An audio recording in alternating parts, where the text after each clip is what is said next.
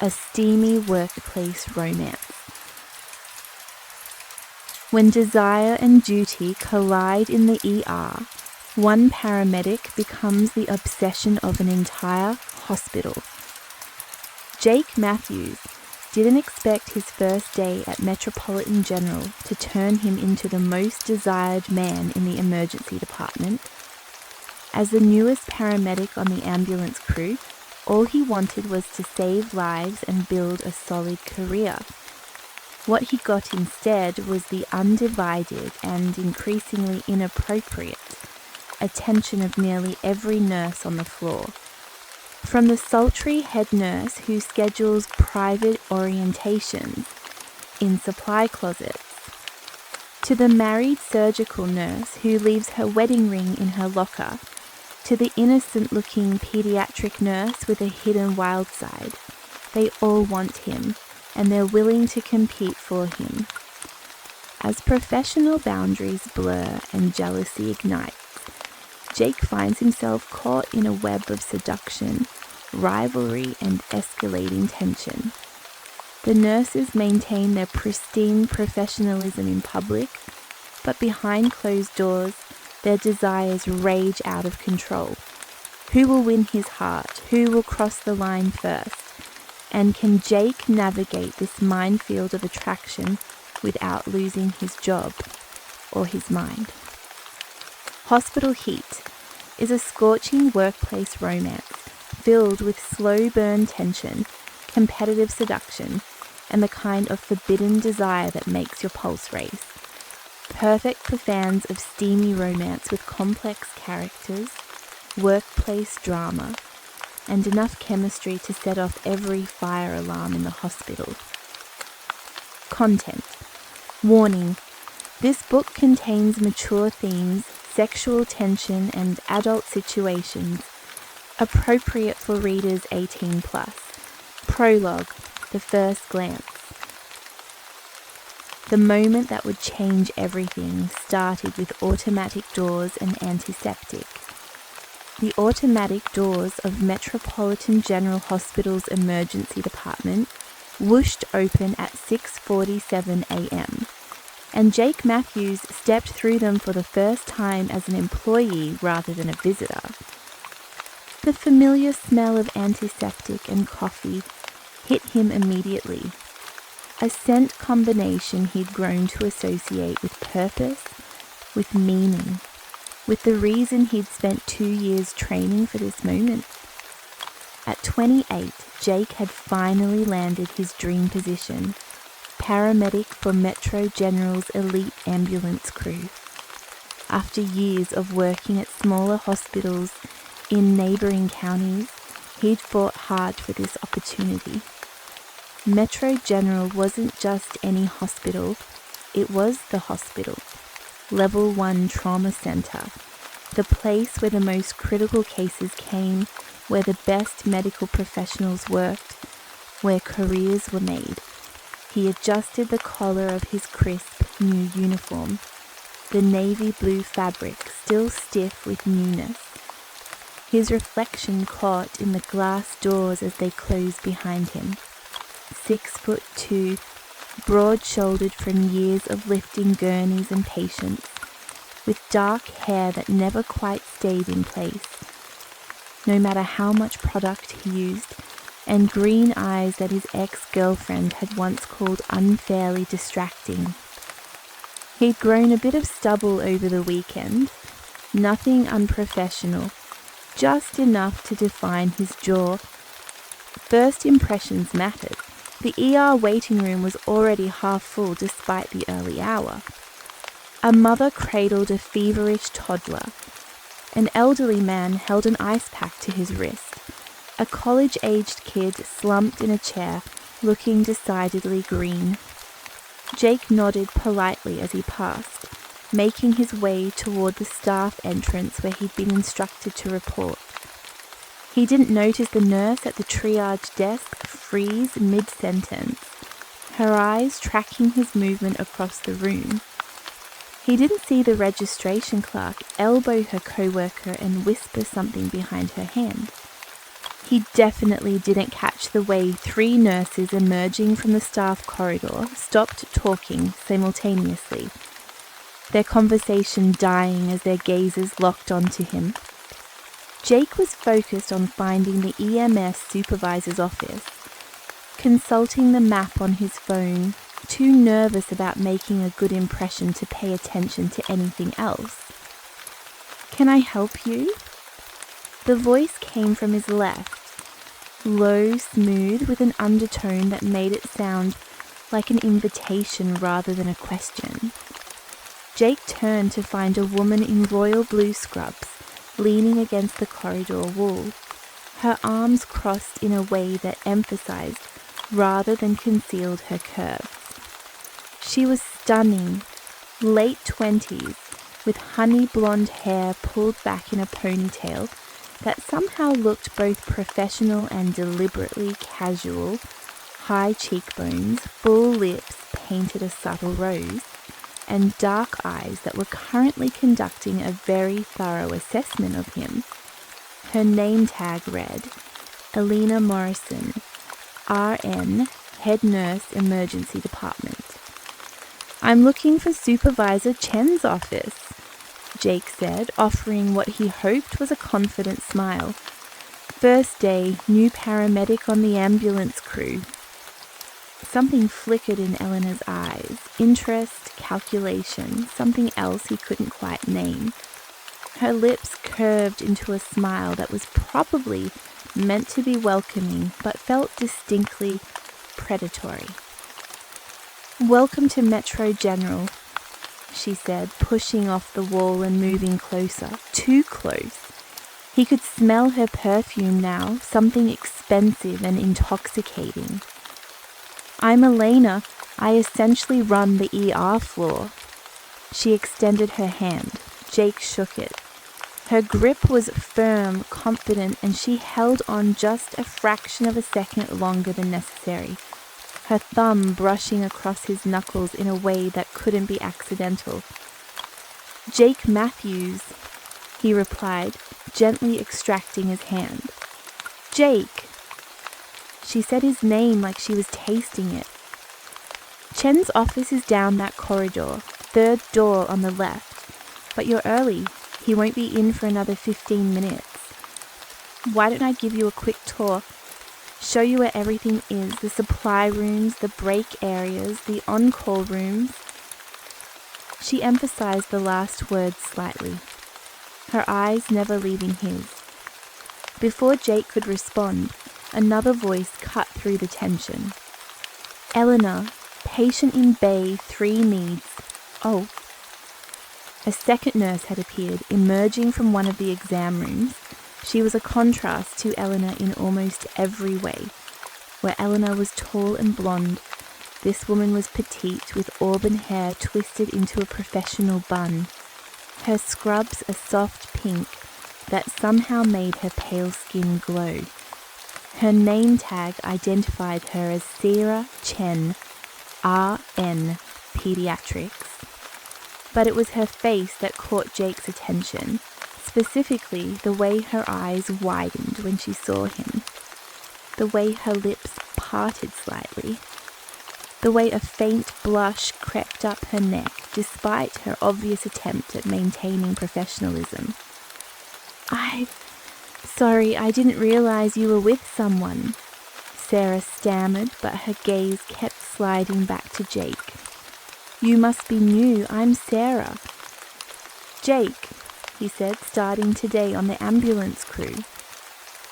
"Oh, you're the new paramedic everyone's been talking about," Sarah said, and immediately looked like she regretted revealing that information.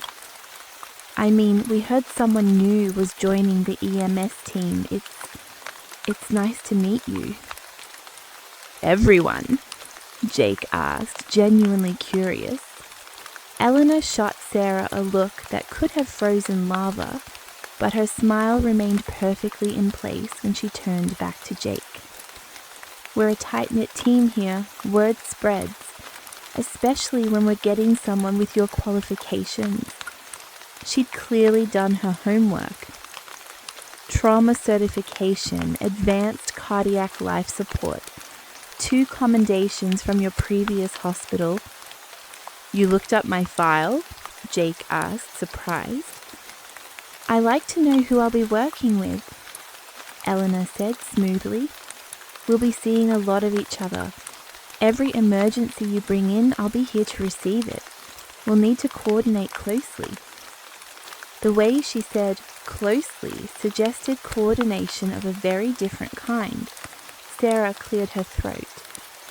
Elena, patient in Bay 3. I heard you the first time, Elena said, her voice suddenly cold. Handle it. Sarah's jaw tightened, but she nodded. Her eyes met Jake's one more time, soft, almost apologetic, but with something burning underneath that made his pulse kick up a notch. Then she disappeared back into the exam room. Don't mind Sarah, Elena said, moving even closer to Jake. She's sweet, but she's pediatrics. Not really equipped for the intensity of the ER, not like you and I will be.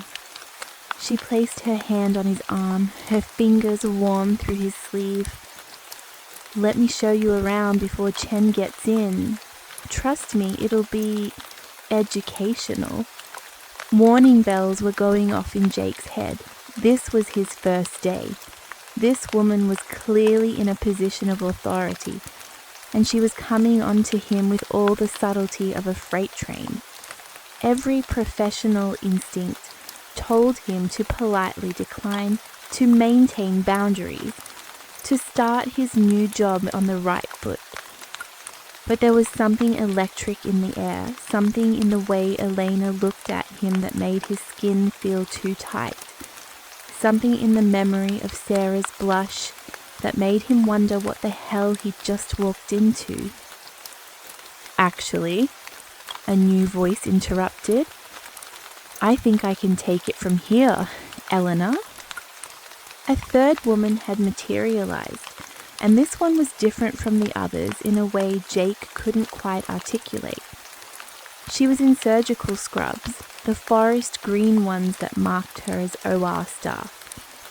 Tall with dark skin and natural curls pulled back. She had the kind of classical beauty that belonged in museums. Her name tag said Dr. Adriana Cole, General Surgery. A doctor. But the way she was looking at him suggested her interest was anything but clinical. Dr. Cole, Elena said, her voice tight with barely concealed irritation. I wasn't aware surgical was in the habit of greeting new EMS staff. I'm not surgical right now, Adriana said coolly. I'm on my break, and I just finished a double shift, so I thought I'd make myself useful. She turned to Jake and her entire demeanor shifted, the cool professionalism melting into something warmer, more inviting. Jake Matthews, right? I heard through the grapevine we were getting someone special today. I'm Adriana Cole. Friends call me Rhea. She extended her hand. Unlike Elena's calculated touch, Adriana's handshake was straightforward, professional, but her eyes told a different story. They were conducting their own examination, and Jake had the distinct impression he was being evaluated in ways that had nothing to do with his medical qualifications. A doctor who knows about EMS staffing changes? Jake asked, raising an eyebrow. Adriana's smile was slow, deliberate. I make it my business to know about anything interesting that happens at this hospital. And you, Jake Matthews, are definitely interesting. Elena's hand tightened on Jake's arm. Dr. Cole, I'm sure you have more important things to do than poach my tour. Your tour? Adriana's eyebrow arched. Since when does the ER head nurse give personal tours to new paramedics? That's Chen's job. Since I decided to be helpful, Elena shot back. The two women stared at each other, and Jake suddenly felt like he was standing between two predators, deciding who had first claim on prey. The tension was palpable, crackling in the air like static before a storm. "Ladies," Jake said, stepping back and gently removing Elena's hand from his arm, "I appreciate both of your offers, but I think I'll just wait for Supervisor Chen. Don't want to start my first day by breaking protocol." "Smart and professional," Adriana murmured, her eyes gleaming with approval and challenge. "I like that." "Me too," Elena purred, clearly not willing to cede any ground. Before either woman could press further, a door down the corridor opened, and a stern-looking Asian man in an EMS supervisor's uniform emerged, checking his watch. "Matthews?" he called. "You're early. Good, let's get you processed." Jake had never been more grateful for an interruption in his life. "That's me. Nice meeting you both," he said quickly and escaped down the corridor toward safety. He could feel their eyes on his back the entire way. Supervisor Chen's handshake was mercifully businesslike. "Glad to have you on the team, Matthews. Let's get your paperwork sorted, get you assigned to a rig and a partner, and go over protocols. Fair warning, Metro General is unlike anywhere you've worked before. Intense, fast-paced, and..." He paused, glancing back down the corridor, where Elena and Adriana were still standing, watching. "Well, let's just say the staff here can be very passionate about their work." "I'm starting to notice that," Jake muttered. Chen gave him a knowing look. "Piece of advice, Matthews? Keep your head down, do your job, and for the love of God, stay professional. This hospital has seen more than one promising career derailed by..." He seemed to search for the right word. "Distractions." "Understood, sir." But as Jake followed Chen into the office, he couldn't shake the feeling that staying professional was going to be easier said than done. Not when he could still feel the weight of all those eyes on him. Not when he could still smell Elena's perfume. Not when he could still picture the blush on Sarah's cheeks and the challenge in Adriana's gaze. His first day hadn't even officially started yet, and he was already in trouble. He just didn't know how much, and the story had only just begun. Chapter 1. First Shift. Sometimes the most dangerous calls don't come over the radio. By noon, Jake had learned 3 critical things about Metropolitan General Hospital. First, the ER saw more trauma in a single shift than most hospitals saw in a week.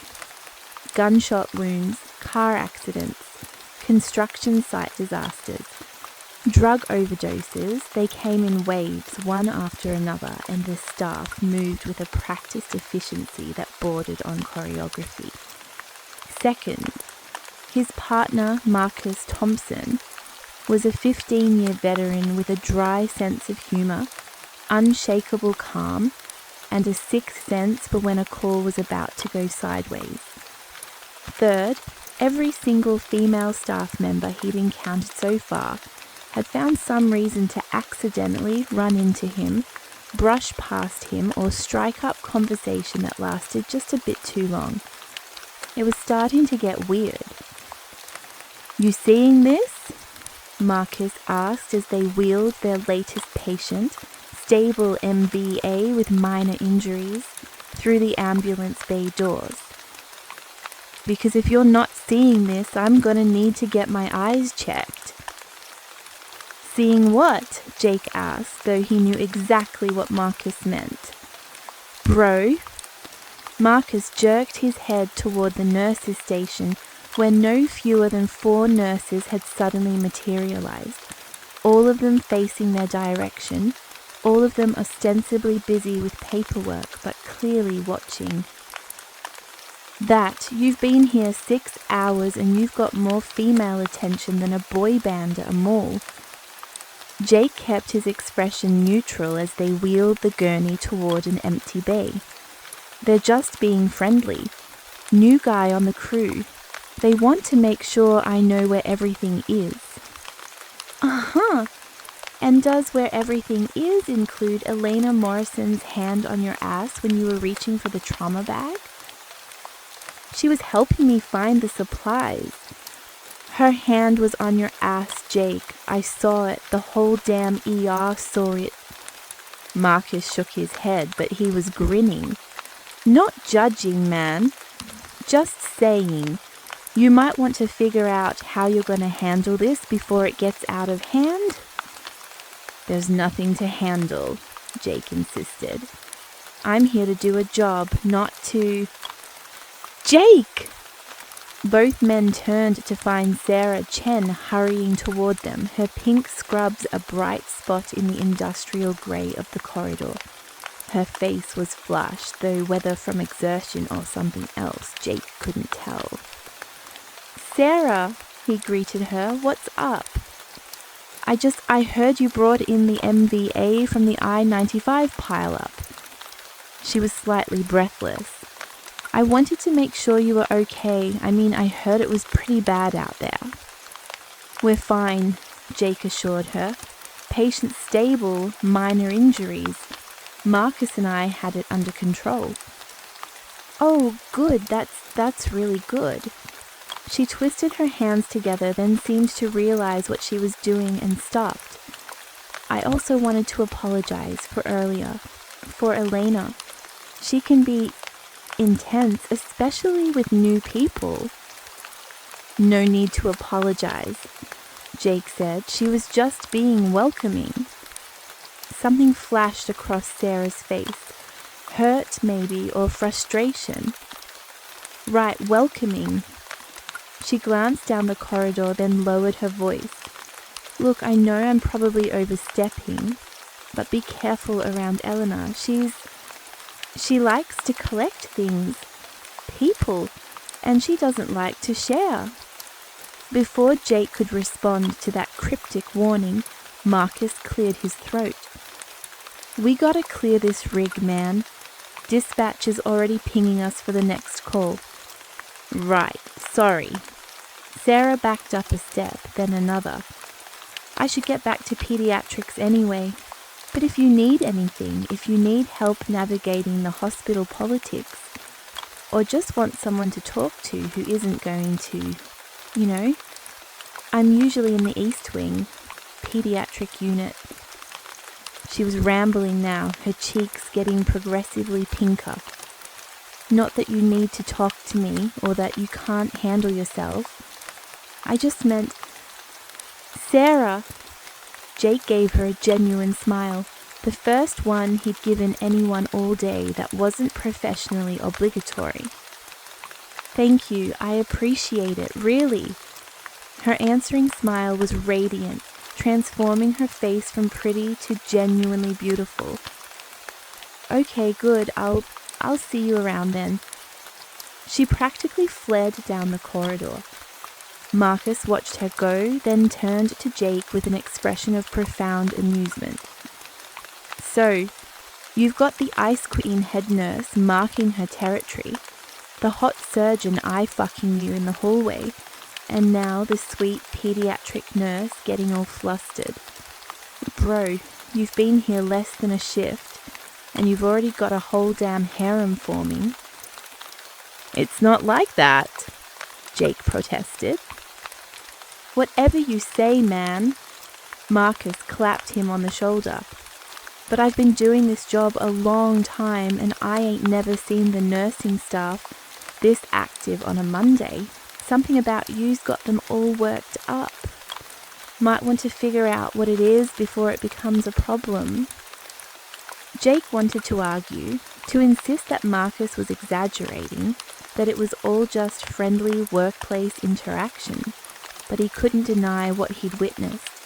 The lingering glances, the unnecessary touches, the way conversation seemed to trail off whenever he walked past. It should have been flattering. Hell, part of him was flattered. He was human, and having attractive women pay attention to him wasn't exactly a hardship. But another part of him, the professional part, was starting to worry. He'd worked too hard to get this position to screw it up by getting involved in workplace drama. "Let's just get through the rest of the shift," Jake said. "I'm sure things will settle down once the novelty wears off." Marcus laughed. "Sure, man, whatever helps you sleep at night." They cleared the rig, restocked their supplies, and were back in service within 15 minutes. Jake tried to focus on the job, checking equipment, reviewing protocols, familiarizing himself with Metro General's coverage area, but his mind kept wandering back to the strange energy he'd felt all morning. Elena's predatory smile, Adriana's challenging gaze, Sarah's genuine sweetness mixed with something darker underneath. The dispatch radio crackled to life. "Unit 7, we have a code 3 medical emergency, 2247 Riverside Drive, apartment 4B. Caller reports male, approximately 65, experiencing chest pain and difficulty breathing.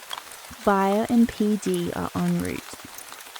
"Unit 7 responding," Marcus said into the radio, already sliding into the driver's seat. "You ready to see how we do things in the big city, new guy?" Jake climbed into the passenger seat, pushing all thoughts of nurses and doctors and complicated workplace dynamics out of his mind. "Let's roll." The rig pulled out of the bay with lights flashing and sirens wailing, and for the next hour, Jake was fully in his element. The call was a legitimate cardiac emergency. Steamy, by the looks of the EKG they ran on scene, and they had the patient packaged and racing back to Metro General within 12 minutes. "Incoming!" Jake shouted as they burst through the ambulance bay doors, the gurney between them. 67-year-old male, ST elevation MI, onset 30 minutes ago. Aspirin given on scene, vitals are BP 180, over 110, heart rate 112, and irregular. Re-speeds 22 and laboured. Elena appeared as if she'd been waiting, her team materialising around her with practiced precision. "Bay 1, let's move. Cardiology's been notified. Cath lab is standing by. Nice work, boys." The handoff was smooth, professional, perfect. Jake rattled off the rest of the patient history while they transferred him to the hospital gurney, and within 90 seconds the cardiac team had whisked the patient away toward the cath lab. Elena lingered, making notes on her tablet, then looked up at Jake with an expression that was equal parts professional respect and personal interest. "Good call on the field, EKG. You might have just saved his life with that quick thinking." "Just doing my job," Jake said. And you do it so well." She moved closer, lowering her voice. "Look, I know things got a little intense this morning. I come on strong sometimes. Occupational hazard of running an ER. You have to be aggressive, take charge, not wait for permission." Her hand found his arm again, fingers tracing a slow path down to his wrist. "But I want you to know that I'm genuinely impressed with your work, and if you ever want to grab a drink after a shift, talk through some of the cases, maybe get to know each other better outside of work." She let the offer hang in the air, loaded with implication. Jake was saved from having to respond by the appearance of Adriana Cole, still in her surgical scrubs, a coffee cup in her hand.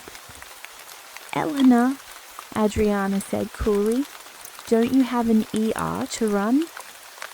"Don't you have a surgery to perform?" Elena shot back. Finished, Double bypass, completely successful, patients in recovery. Adriana turned to Jake, deliberately positioning herself between him and Elena. I was wondering if I could buy you a coffee. There's a good cafe across the street, and I'd love to hear more about how you ended up at Metro General. I find career trajectories fascinating. I'm sure you do, Elena said, her voice dripping with sarcasm. Ladies, Marcus had appeared behind Jake, his expression amused. As entertaining as this is, we're still on duty. Dispatch is already calling with another pickup. Jake, we gotta roll. Thank God for Marcus. Duty calls, Jake said, grateful for the escape. Rain check on that coffee? Absolutely, Adriana said, her smile warm and genuine, or at least appearing to be. I'm in surgery most days, but I'll find you. I'll be looking forward to our after-shift drink too, Elena added, not to be outdone. Jake followed Marcus back to the rig, acutely aware of both women watching him go. Bro, Marcus said once they were safely inside the ambulance, you're in some serious shit. Tell me about it. The rest of the shift was more of the same. They ran 8 more calls, ranging from a diabetic emergency to a construction accident to an elderly woman who'd fallen and couldn't get up. Every time they returned to the hospital, Jake found himself intercepted by one nurse or another, all of them ostensibly checking on patients or coordinating care, but all of them taking just a moment longer than necessary, standing just a bit closer than professional, asking questions that had nothing to do with work. By the time their shift ended at 7 p.m., Jake's head was spinning. He changed out of his uniform in the EMS locker room, grateful for a few minutes of solitude. His first shift had been professionally successful.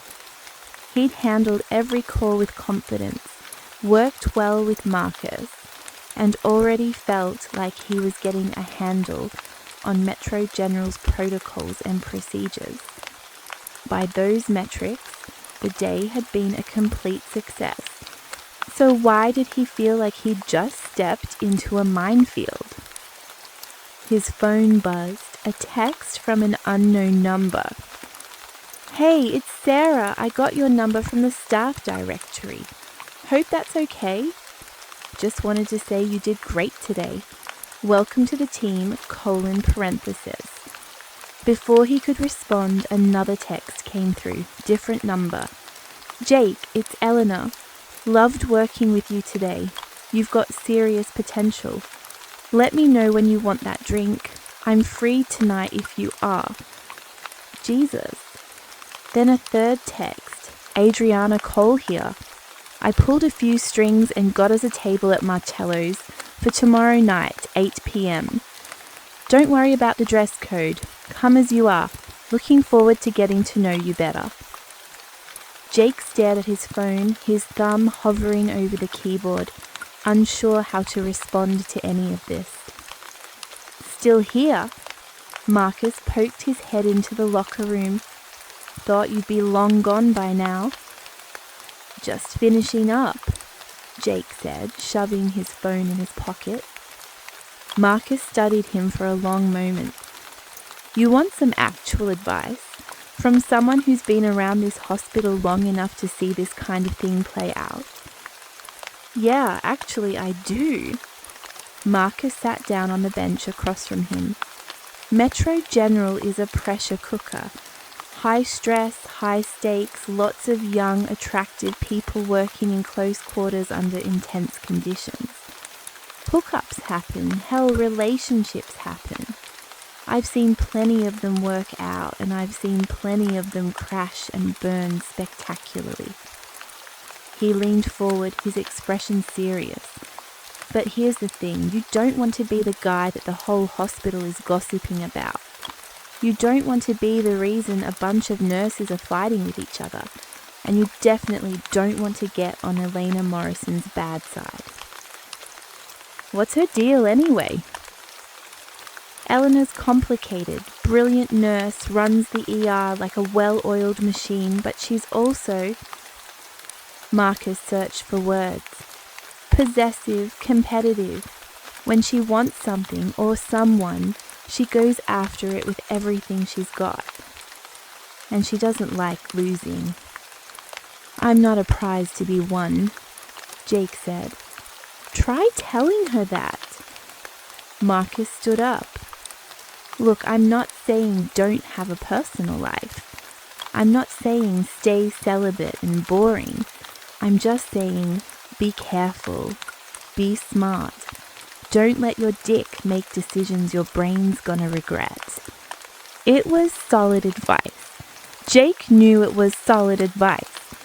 But as he left the hospital that night, walking out through the main entrance into the cool evening air, he couldn't help but notice the way 3 different nurses watched him go.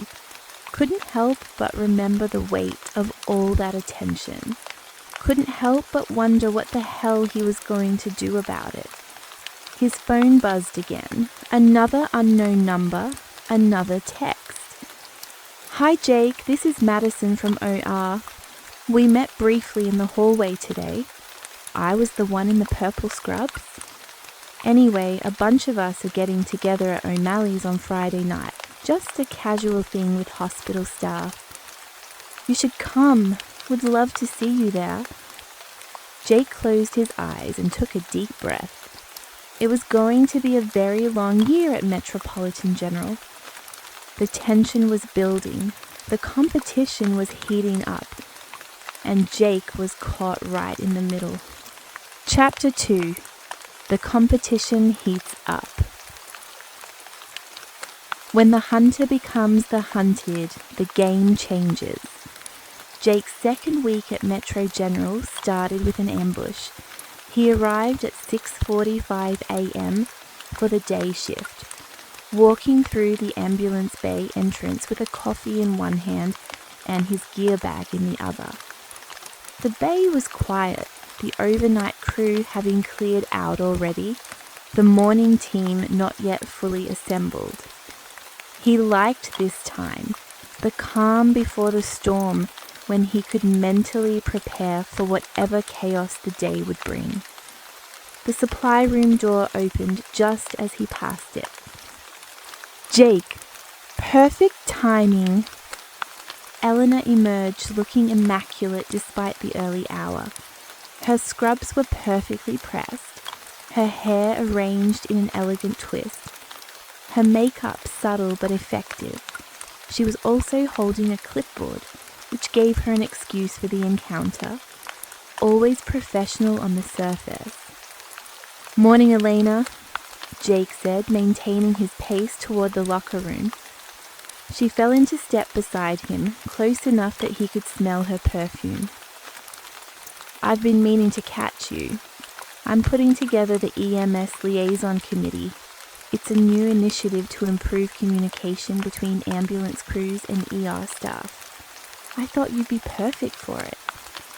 I've only been here a week, Jake pointed out. Exactly. Fresh perspective. Unbiased view of our current protocols. Her hand touched his arm lightly. Plus, it's a great way to get more integrated into the hospital culture. The meetings are twice a month, usually over dinner. My treat, of course, the hospital has a budget for this kind of thing. Dinner meetings! More casual than sitting in a conference room. Better conversation, better... She paused, her eyes meeting his. Connection. Before Jake could formulate a response that was both professional and firm, his salvation arrived in an unexpected form. There you are! Dr. Adriana Cole strode down the corridor, still in street clothes, designer jeans and a fitted blazer that probably cost more than Jake's monthly rent. I've been looking everywhere for you. It's 6:45 a.m. Elena said coolly. "Doesn't surgery start at 7? I'm not in surgery today. Administrative work, grant meetings, the usual tedium." Adriana focused on Jake, effectively dismissing Elena's presence. "I wanted to catch you before your shift, about Marcello's tomorrow night. I know I said 8, but could we make it 7:30 instead? I have an early surgery on Thursday, and I'd love to have more time to actually talk." Jake hadn't actually agreed to Marcello's. He'd deliberately left her text unanswered, hoping she'd take the hint. Apparently, she had not. "Actually," Jake began, "I'm not sure—" "Oh, you haven't answered him yet," Elena cut in, her voice sharp. "How presumptuous of you, Adriana, to just assume he's available." "I'm not assuming anything. I'm being direct about what I want." Adriana's smile was all teeth. Some of us don't feel the need to hide behind committee meetings and hospital budgets. The temperature in the corridor seemed to drop 10 degrees. "At least I'm offering something professional," Elena shot back. "Not just trying to use my MD to impress someone." "And you're using your position as head nurse to create fake committees so you can have dinner dates on the hospital's dime. Very professional, Elena." They were facing each other now, Jake forgotten between them, two forces of nature preparing to collide. He'd seen this dynamic play out before, in high school, in college, in his previous hospitals, but never quite this intensely, never quite this blatant.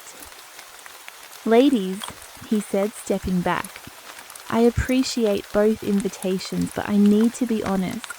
I'm trying to keep things professional here.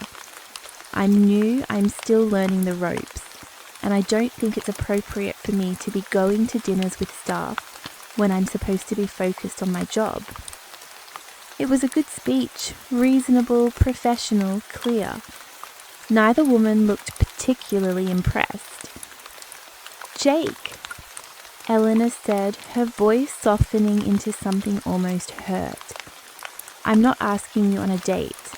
This is legitimate hospital business. If you're worried about appearances, we can include other committee members, though I really did think your input specifically would be valuable. Guilt trip, classic move. And I'm just offering a friendly dinner," Adriana added. "Marcello's is where half the hospital staff goes to unwind. There's nothing inappropriate about two colleagues getting to know each other better, unless you're suggesting that I, as a doctor, can't have a professional meal with a paramedic. Reverse psychology, also classic." Jake was saved again by Marcus, who appeared at the end of the corridor with impeccable timing. "Matthews, we got an early call. Multi-vehicle on the expressway. We gotta roll now." "Copy that," Jake called back, then turned to the two women. "I have to go. We'll talk about this later." He escaped down the corridor, ignoring Elena's "I'll text you the committee details," and Adriana's "I'll keep the reservation." Marcus was grinning when Jake reached the rig. "Bro, you gotta stop walking through that corridor. It's like they've got it staked out." "How did you even know I needed a rescue?" "I didn't. We actually do have a call." Marcus tossed him his gear bag. "But the look on your face when I showed up? Priceless." The call was real. A 3-car pileup on the expressway that kept them busy for the next 2 hours. By the time they got back to the hospital, Jake was too focused on patient care to worry about personal drama. They had 2 critical patients, multiple walking wounded, and had to coordinate with 3 other ambulance crews that had been called to the scene. It was the kind of organized chaos that Jake lived for. Everyone working together, seamless handoffs, clear communication, lives being saved because a dozen different professionals all knew exactly what to do and when to do it. For a few hours, everything was perfect. Then lunch happened. The EMS crew had a small break room near the ambulance bay. Nothing fancy, just a table, some chairs, a mini fridge and a microwave. Jake had brought his lunch, planning to eat quickly and maybe catch up on some required reading about Metro General's protocols. He'd been there for maybe 5 minutes when Sarah Chen appeared in the doorway, holding a brown paper bag. Oh, she seemed genuinely surprised to see him. I didn't know anyone was in here. I usually eat here when pediatrics is too loud. It's a free country, Jake said, gesturing to the empty chairs. Pull up a seat. Sarah hesitated, then smiled and sat down across from him. She pulled out a sandwich and a small container of fruit, arranging them neatly on the table. For a moment they ate in comfortable silence. So, Sarah said eventually, how's your second week going? Busy, intense, I'm learning a lot. That's good. She paused. I heard Elena's trying to get you on some new committee. Jake groaned. Does everyone in this hospital know everything about everyone? Pretty much, Sarah said with a small laugh. Especially when it involves Elena. She's not exactly subtle when she's interested in something. Or someone, Jake muttered. Sarah's expression shifted. Something flickered across her face too quickly for him to identify. Yeah, or someone. She poked at her fruit. Look, I know I already warned you about her, but I'm going to say it again. Be careful. Elena's not used to hearing no. And when she doesn't get what she wants, she can make things difficult. Difficult how? She has a lot of influence in this hospital. The ER director loves her, the board sees her as indispensable, and she's really good at making sure people know it. Sarah met his eyes. I've seen her tank someone's career before because they got on her bad side. That's kind of terrifying. It is. Sarah was quiet for a moment. I'm probably crossing a line by telling you this, but last year there was a resident. Really sweet guy, good doctor, everyone liked him. Elena decided she wanted him. He wasn't interested. She made his life hell. Suddenly every case he touched was being second-guessed, every decision questioned. She found reasons to file complaints about his performance. He ended up transferring to a different hospital just to escape it. Jake felt a chill run down his spine. She drove him out? She'd never admit it. She'd say he just wasn't cut out for the intensity of Metro General, but everyone knew. Sarah looked down at her hands. I'm telling you this because you seem like a genuinely good person, and I'd hate to see the same thing happen to you. Why are you helping me? Jake asked quietly. You don't even know me. Sarah's cheeks colored slightly. Like I said, you seem like a good person, and she took a breath. And because I know what it's like to be the target of attention you don't want. When I first started here, one of the attending physicians wouldn't leave me alone, made everything into a flirtation, found excuses to touch me, suggested we discuss cases over dinner at his place. Her jaw tightened. I reported it. Elena was the one who told me I was overreacting, that I should be flattered, that I needed to learn how to handle attention if I was going to work in a hospital. Jesus. Yeah. Sarah looked up at him, and for the first time, he saw steel underneath the sweetness. So when I see Elena doing to you what that attending did to me, just because she can get away with it. It makes me angry. You deserve better than to be treated like a prize." They held eye contact for a long moment, and Jake felt something shift between them. Sarah wasn't just the sweet pediatric nurse anymore. She was someone with depth, with strength, with her own scars and her own reasons for wanting to help him. "Thank you," he said, "for telling me, for looking out for me." "Of course." She smiled, and it transformed her face again. "That's what friends do, right?" "Are we friends?" "I'd like to be." The words were simple, honest, without the layers of subtext and manipulation that seemed to characterize every other interaction he'd had with the female staff. "I'd like that too," Jake said.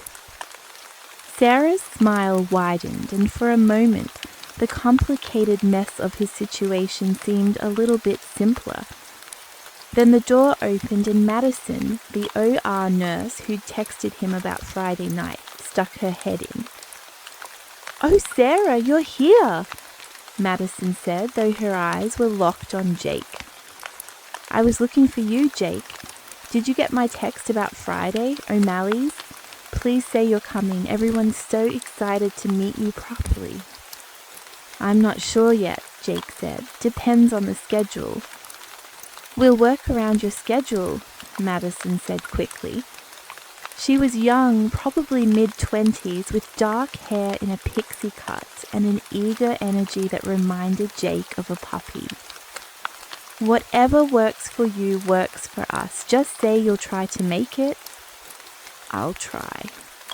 "Perfect," Madison beamed. "Sarah, you should come too. The more the merrier." Sarah's expression had shuddered. "I'll think about it." Madison bounced off and silence fell over the break room again, but the comfortable atmosphere from moments before had evaporated. "I should get back to pediatrics," Sarah said, gathering her things. "But Jake, be careful on Friday. O'Malley's is where everyone goes to blow off steam after work. Things can get messy." "Messy how?" "Just keep your guard up, okay?"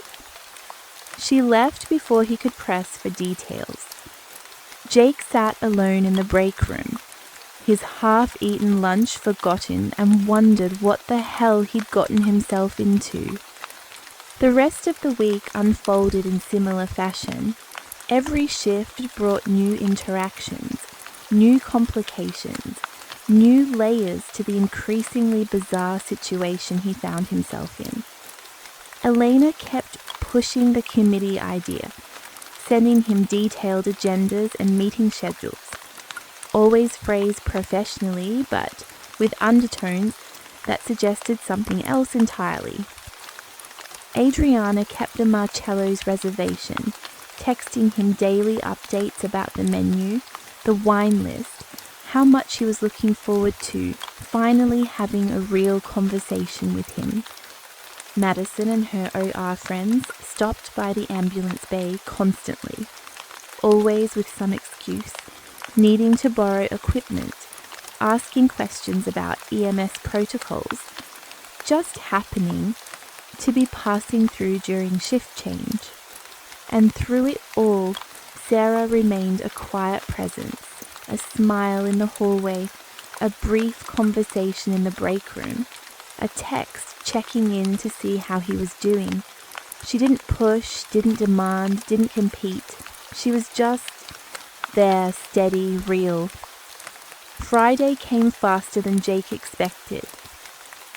"You going to O'Malley's tonight?" Marcus asked as they cleared their last call of the day. "I wasn't planning on it." "Bro, you should go. Show your face, let people see you're a team player, have one beer and bail. That's the smart play." "Is it?" "Look, if you don't show up, they're gonna think you're stuck up. If you show up and stay too long, you're gonna get caught up in drama. One beer, shake some hands, make an appearance, then get out. It was sound logic, which is why Jake found himself walking into O'Malley's at 8:30 p.m, already regretting his decision. The bar was packed with Metro General staff, their laughter and conversation filling the space with chaotic energy. Jake recognized faces from the ER, the OR, radiology, even administration. It was like someone had emptied half the hospital into this one Irish pub. "Jake!" Madison appeared almost instantly, slightly flushed and clearly a few drinks in. "You came, everyone. Jake's here." Suddenly he was surrounded by people, shaking hands, accepting introductions, fielding questions about how he was adjusting to Metro General. It was overwhelming and flattering and exhausting all at once. Someone pressed a beer into his hand. Someone else was asking about the expressway pile-up from earlier in the week. A third person wanted to know if he'd really worked in 3 different states before coming to Metro General. And through it all, Jake was acutely aware of 3 sets of eyes watching him from different corners of the bar. Elena, holding court at a high-top table with several senior nurses, her gaze tracking his every movement. Adriana, at the bar itself, sipping wine and conducting what appeared to be a very intense conversation with another surgeon, but with her attention clearly divided. Sarah, sitting in a booth near the back, with a few other pediatric nurses, nursing a single glass of white wine and looking distinctly uncomfortable. Jake tried to follow Marcus's advice. 1 beer, quick appearance, then bail. But every time he tried to extract himself from one conversation, someone else pulled him into another. The OR nurses wanted to hear war stories from his previous jobs. The ER techs wanted to compare notes on the craziest calls they'd ever run. The radiology staff wanted to know if he'd ever transported a patient who coded mid-scan. An hour passed. Then 2. He was on his 3rd beer, 2 more than he'd planned, and starting to feel the pleasant buzz of alcohol mixing with exhaustion from a long week. "You look like you could use some air," a voice said near his ear. Jake turned to find a nurse he didn't recognize.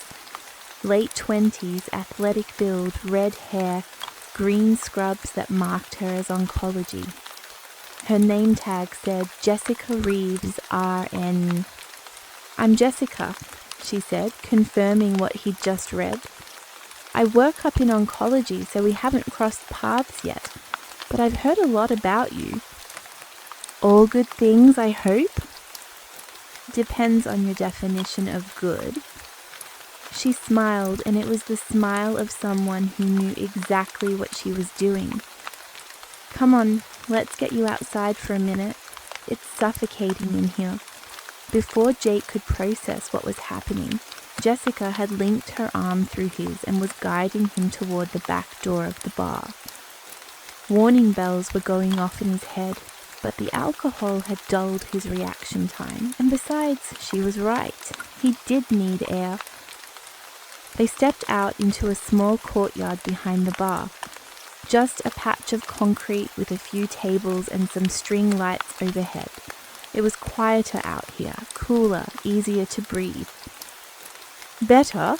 Jessica asked. "Yeah, actually, thanks." She leaned against one of the tables, studying him with open interest. "So, Jake Matthews, the man every nurse in Metro General is talking about. You must be something special." "I'm really not," Jake said. "I'm just trying to do my job." "That's what makes you special." Jessica moved closer, and Jake realized with a start that she was significantly more intoxicated than he'd initially thought. "Do you know how rare it is to find a guy in this hospital who isn't either a complete asshole or completely taken? You're like a unicorn." "I don't think..." And you're gorgeous. I mean, objectively gorgeous. Like, unfairly so. She was very close now. Close enough that Jake could smell the wine on her breath. I bet you have women throwing themselves at you all the time. Jessica, I think maybe you've had a bit too much.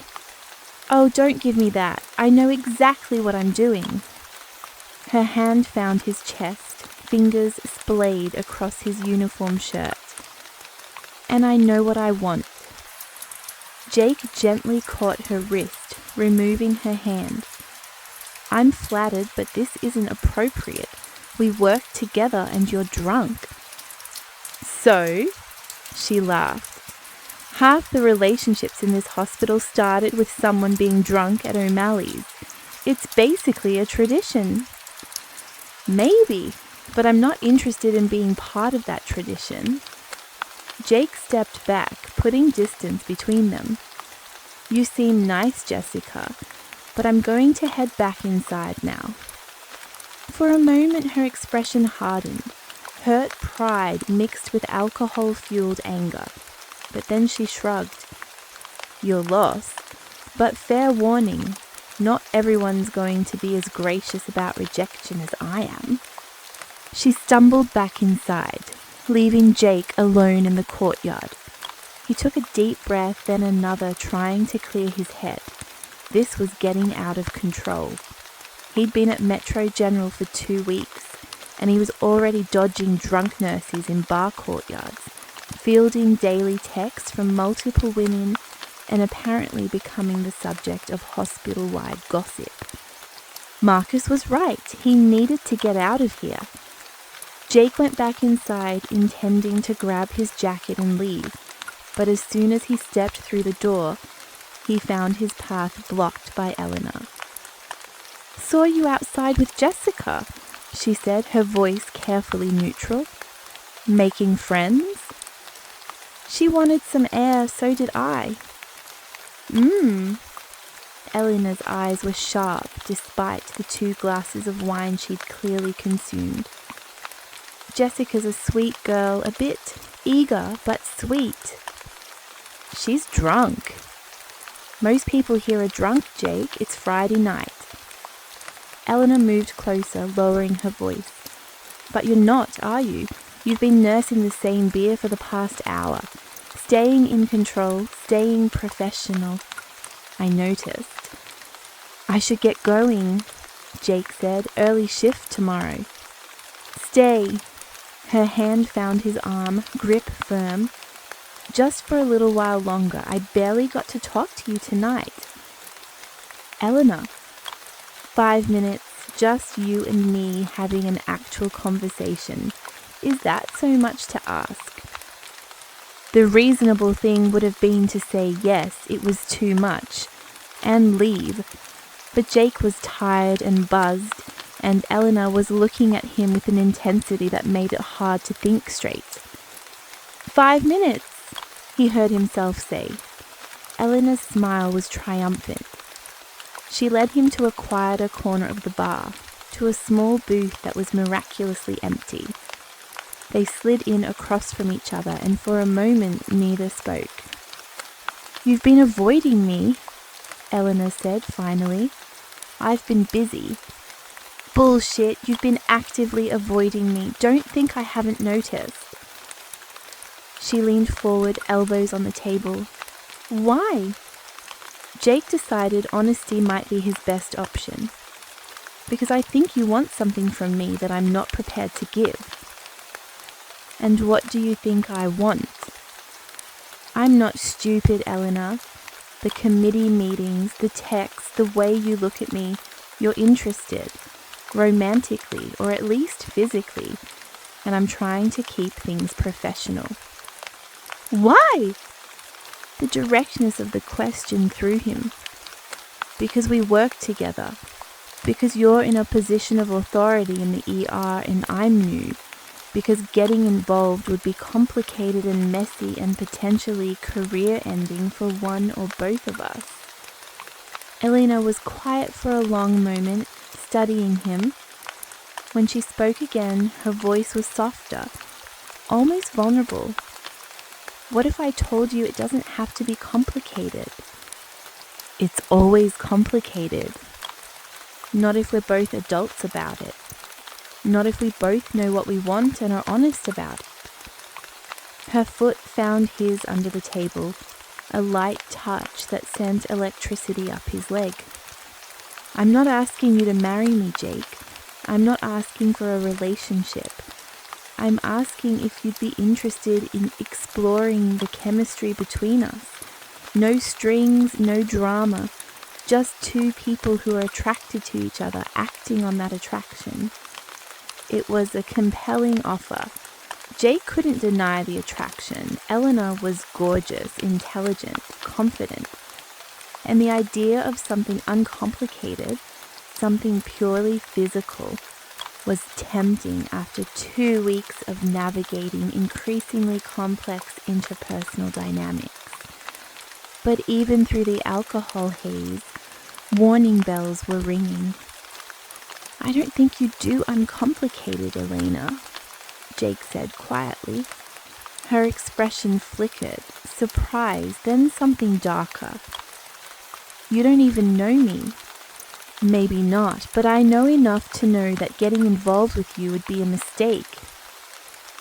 The temperature at the table dropped precipitously.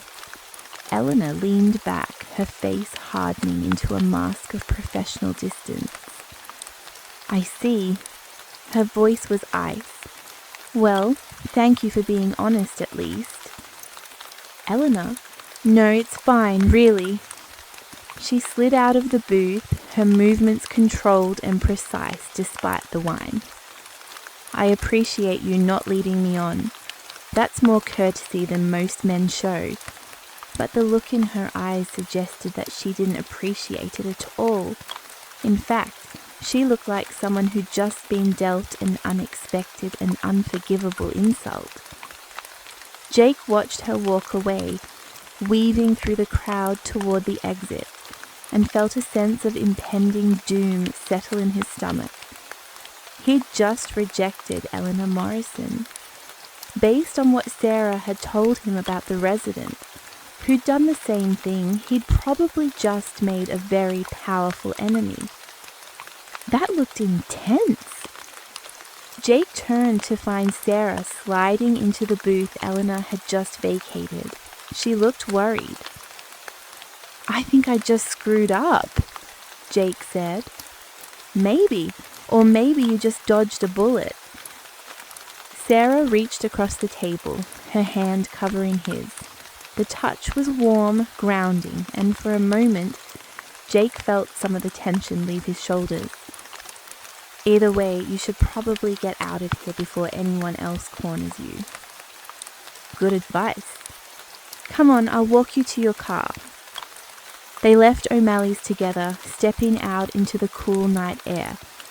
Jake's car was parked 2 blocks away, and they walked in companionable silence, the sounds of the bar fading behind them.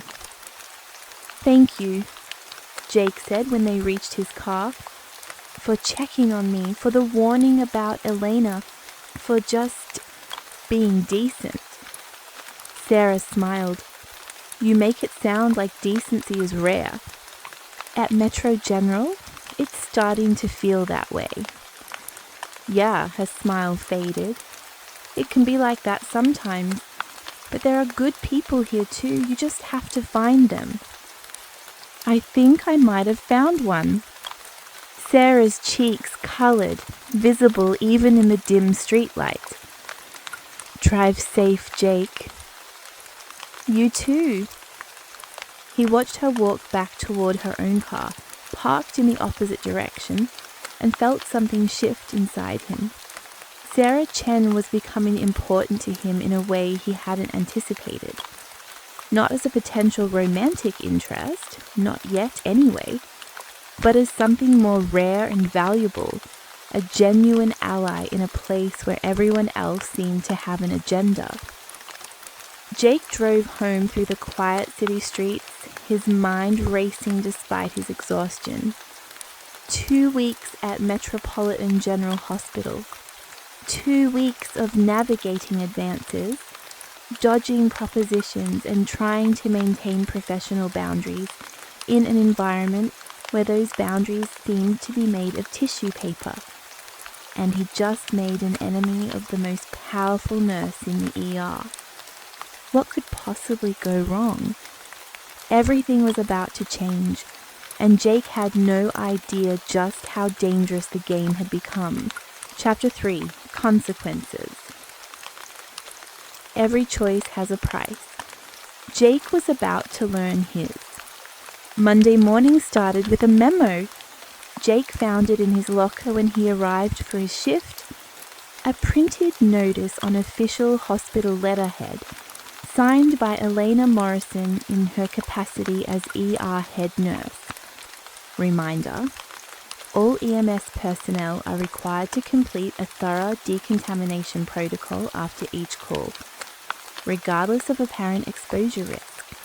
This includes full equipment sterilization, rig sanitization, and detailed documentation of all cleaning procedures. Failure to comply will result in incident reports and potential suspension pending review. Additional reminder: all patient handoff reports must be completed in triplicate, with copies submitted to the charge nurse, the attending physician, and the EMS supervisor within 15 minutes of patient delivery. Incomplete documentation will be flagged for quality review. These protocols are effective immediately. Thank you for your cooperation in maintaining Metro General's standards of excellence. Marcus was reading an identical copy, his expression one of profound annoyance. "What the hell is this?" he asked. "We've never had to do triplicate handoff reports.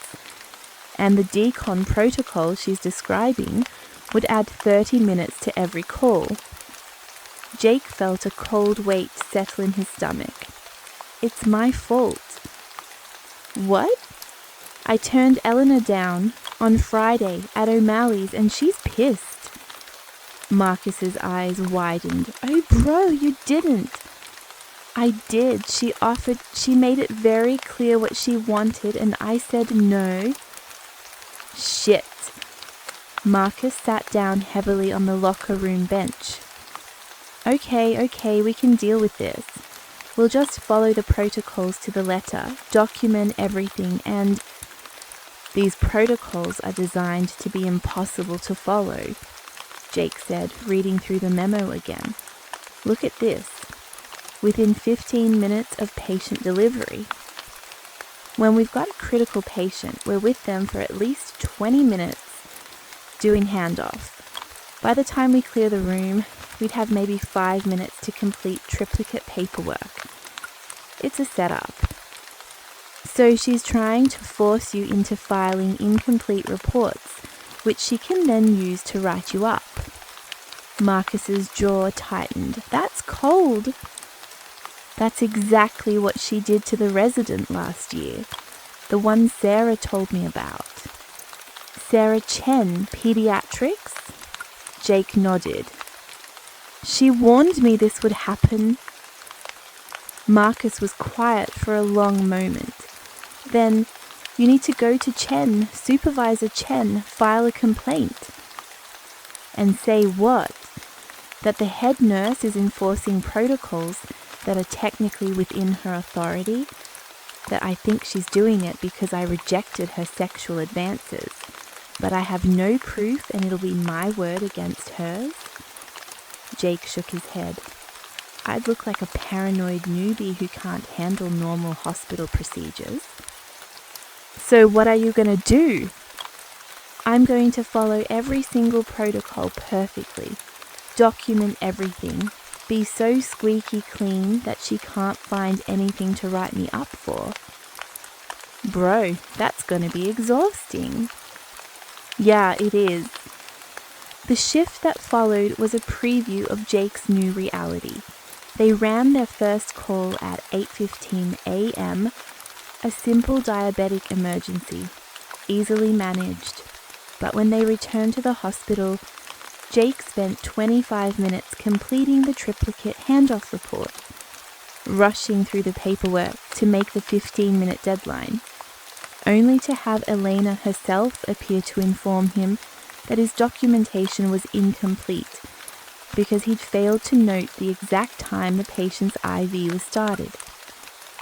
"Our protocols require precision, Jake," she said, her voice professionally cool. "I'm sure you understand."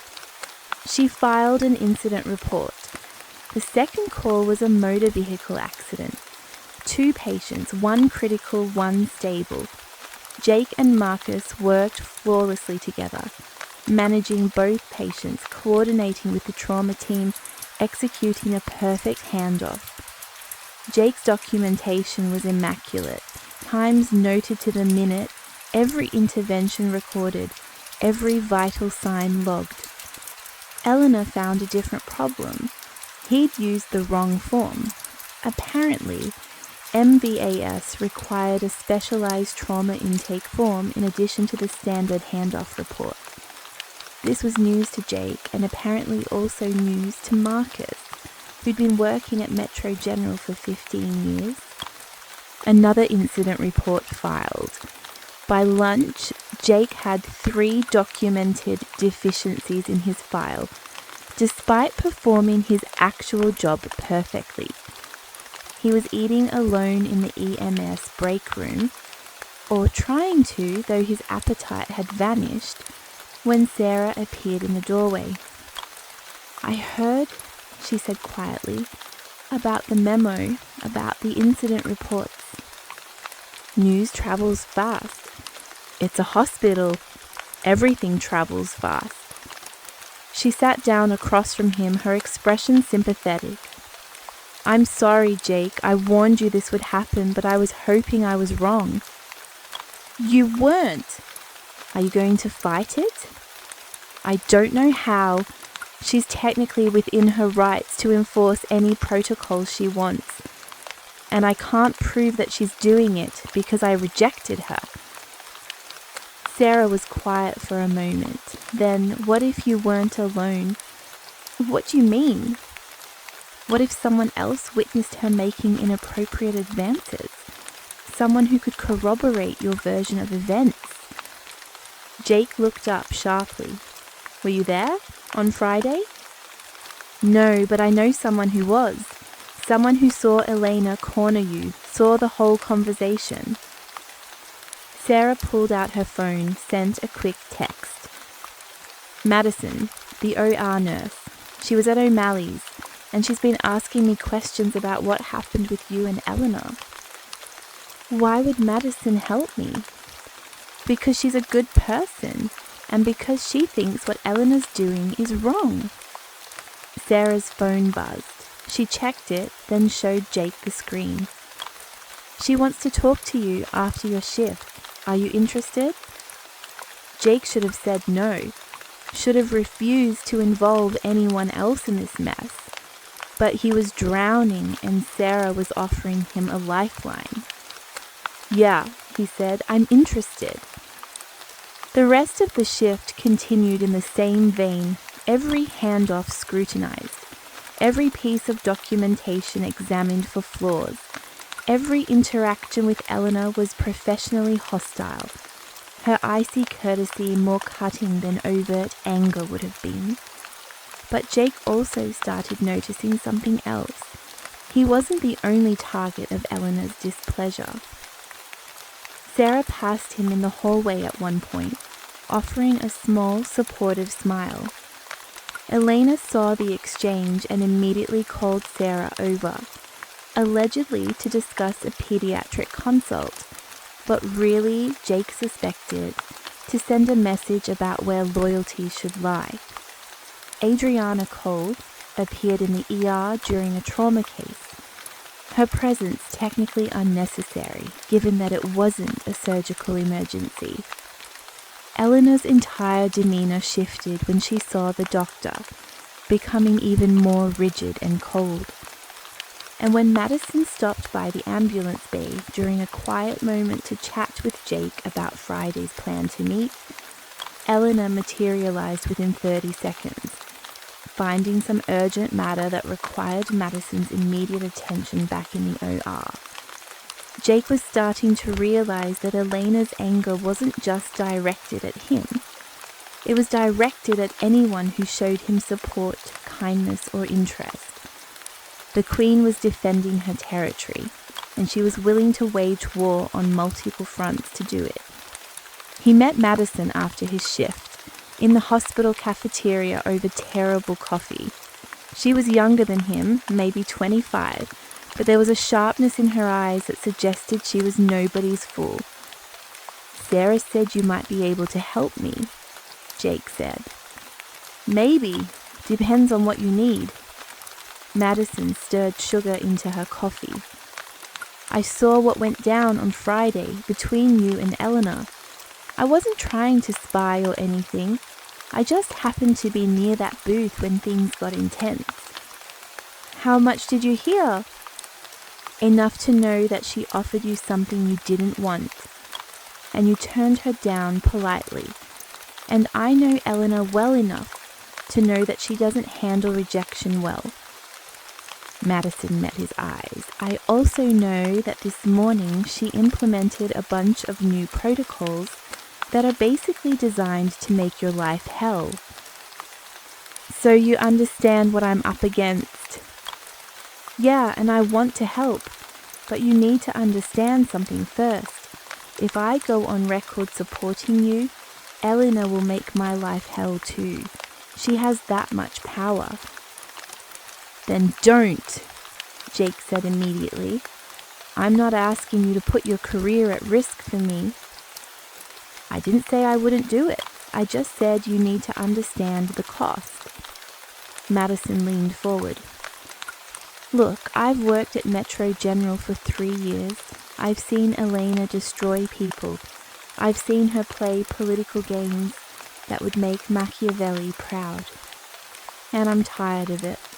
I'm tired of watching good people get chewed up because they refuse to play along with her power trips."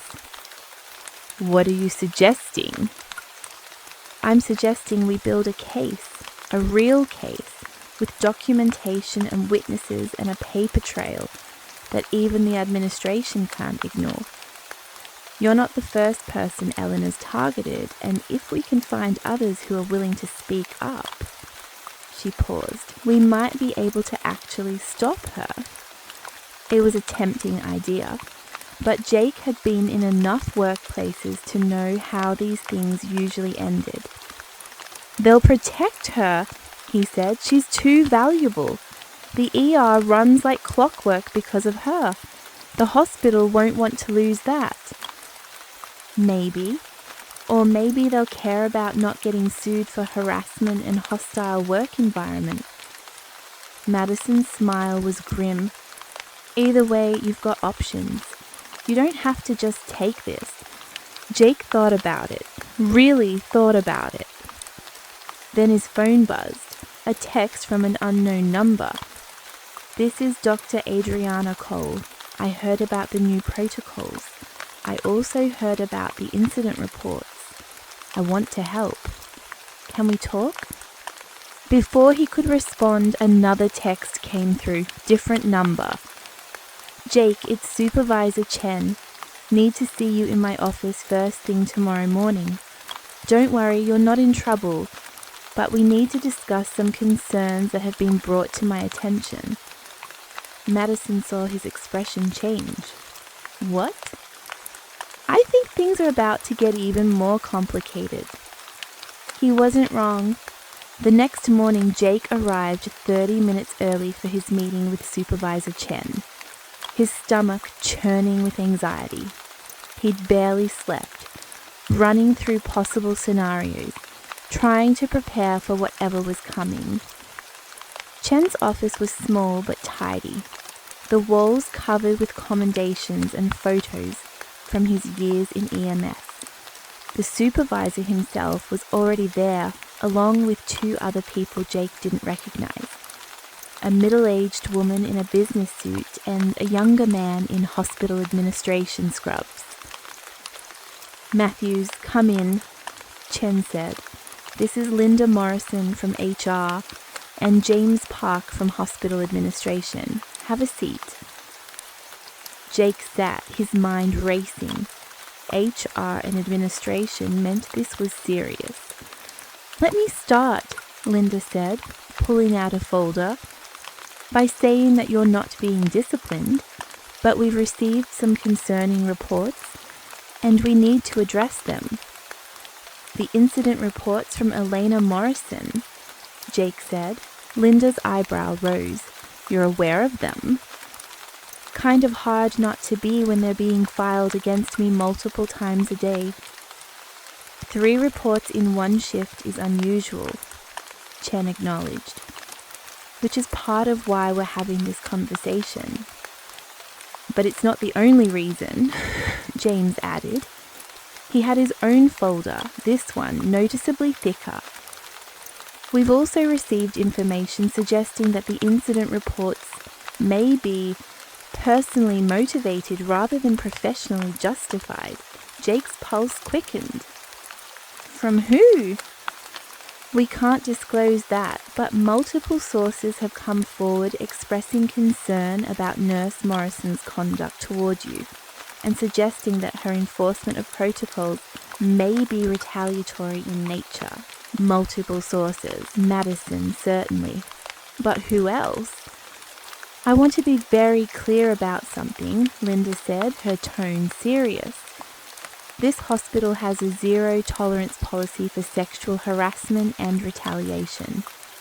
If you have experienced inappropriate behavior from any staff member, regardless of their position, you have the right and the responsibility to report it." Jake chose his words carefully. "Nurse Morrison made her personal interest in me very clear. I declined. Since then, she has implemented protocols that seem designed to create documentation of poor performance, despite my actual job performance being solid." "Can you provide specific examples of her personal interest?" Linda's pen was poised over her notepad. This was it. The moment where Jake had to decide whether to go on record, to potentially end Elena's career, to make an enemy not just of her but of everyone who supported her. "She invited me to dinner," he said multiple times, phrased it as professional development, but the subtext was clear. She made physical contact that went beyond professional norms, touching my arm, standing closer than necessary. And on Friday night at O'Malley's, she explicitly offered a sexual relationship with no strings attached. When I declined, she became visibly angry. Linda was writing quickly. "Were there witnesses to any of these interactions?" "Several people saw the physical contact at the hospital, and at least one person overheard the conversation at O'Malley's."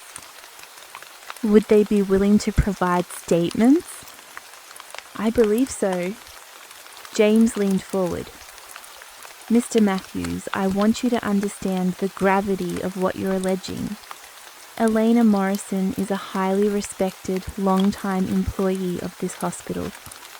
If we pursue this investigation and find evidence of harassment and retaliation, the consequences for her will be severe."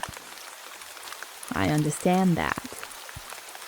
"But if we pursue this and don't find sufficient evidence, or if it appears that you've made false allegations..."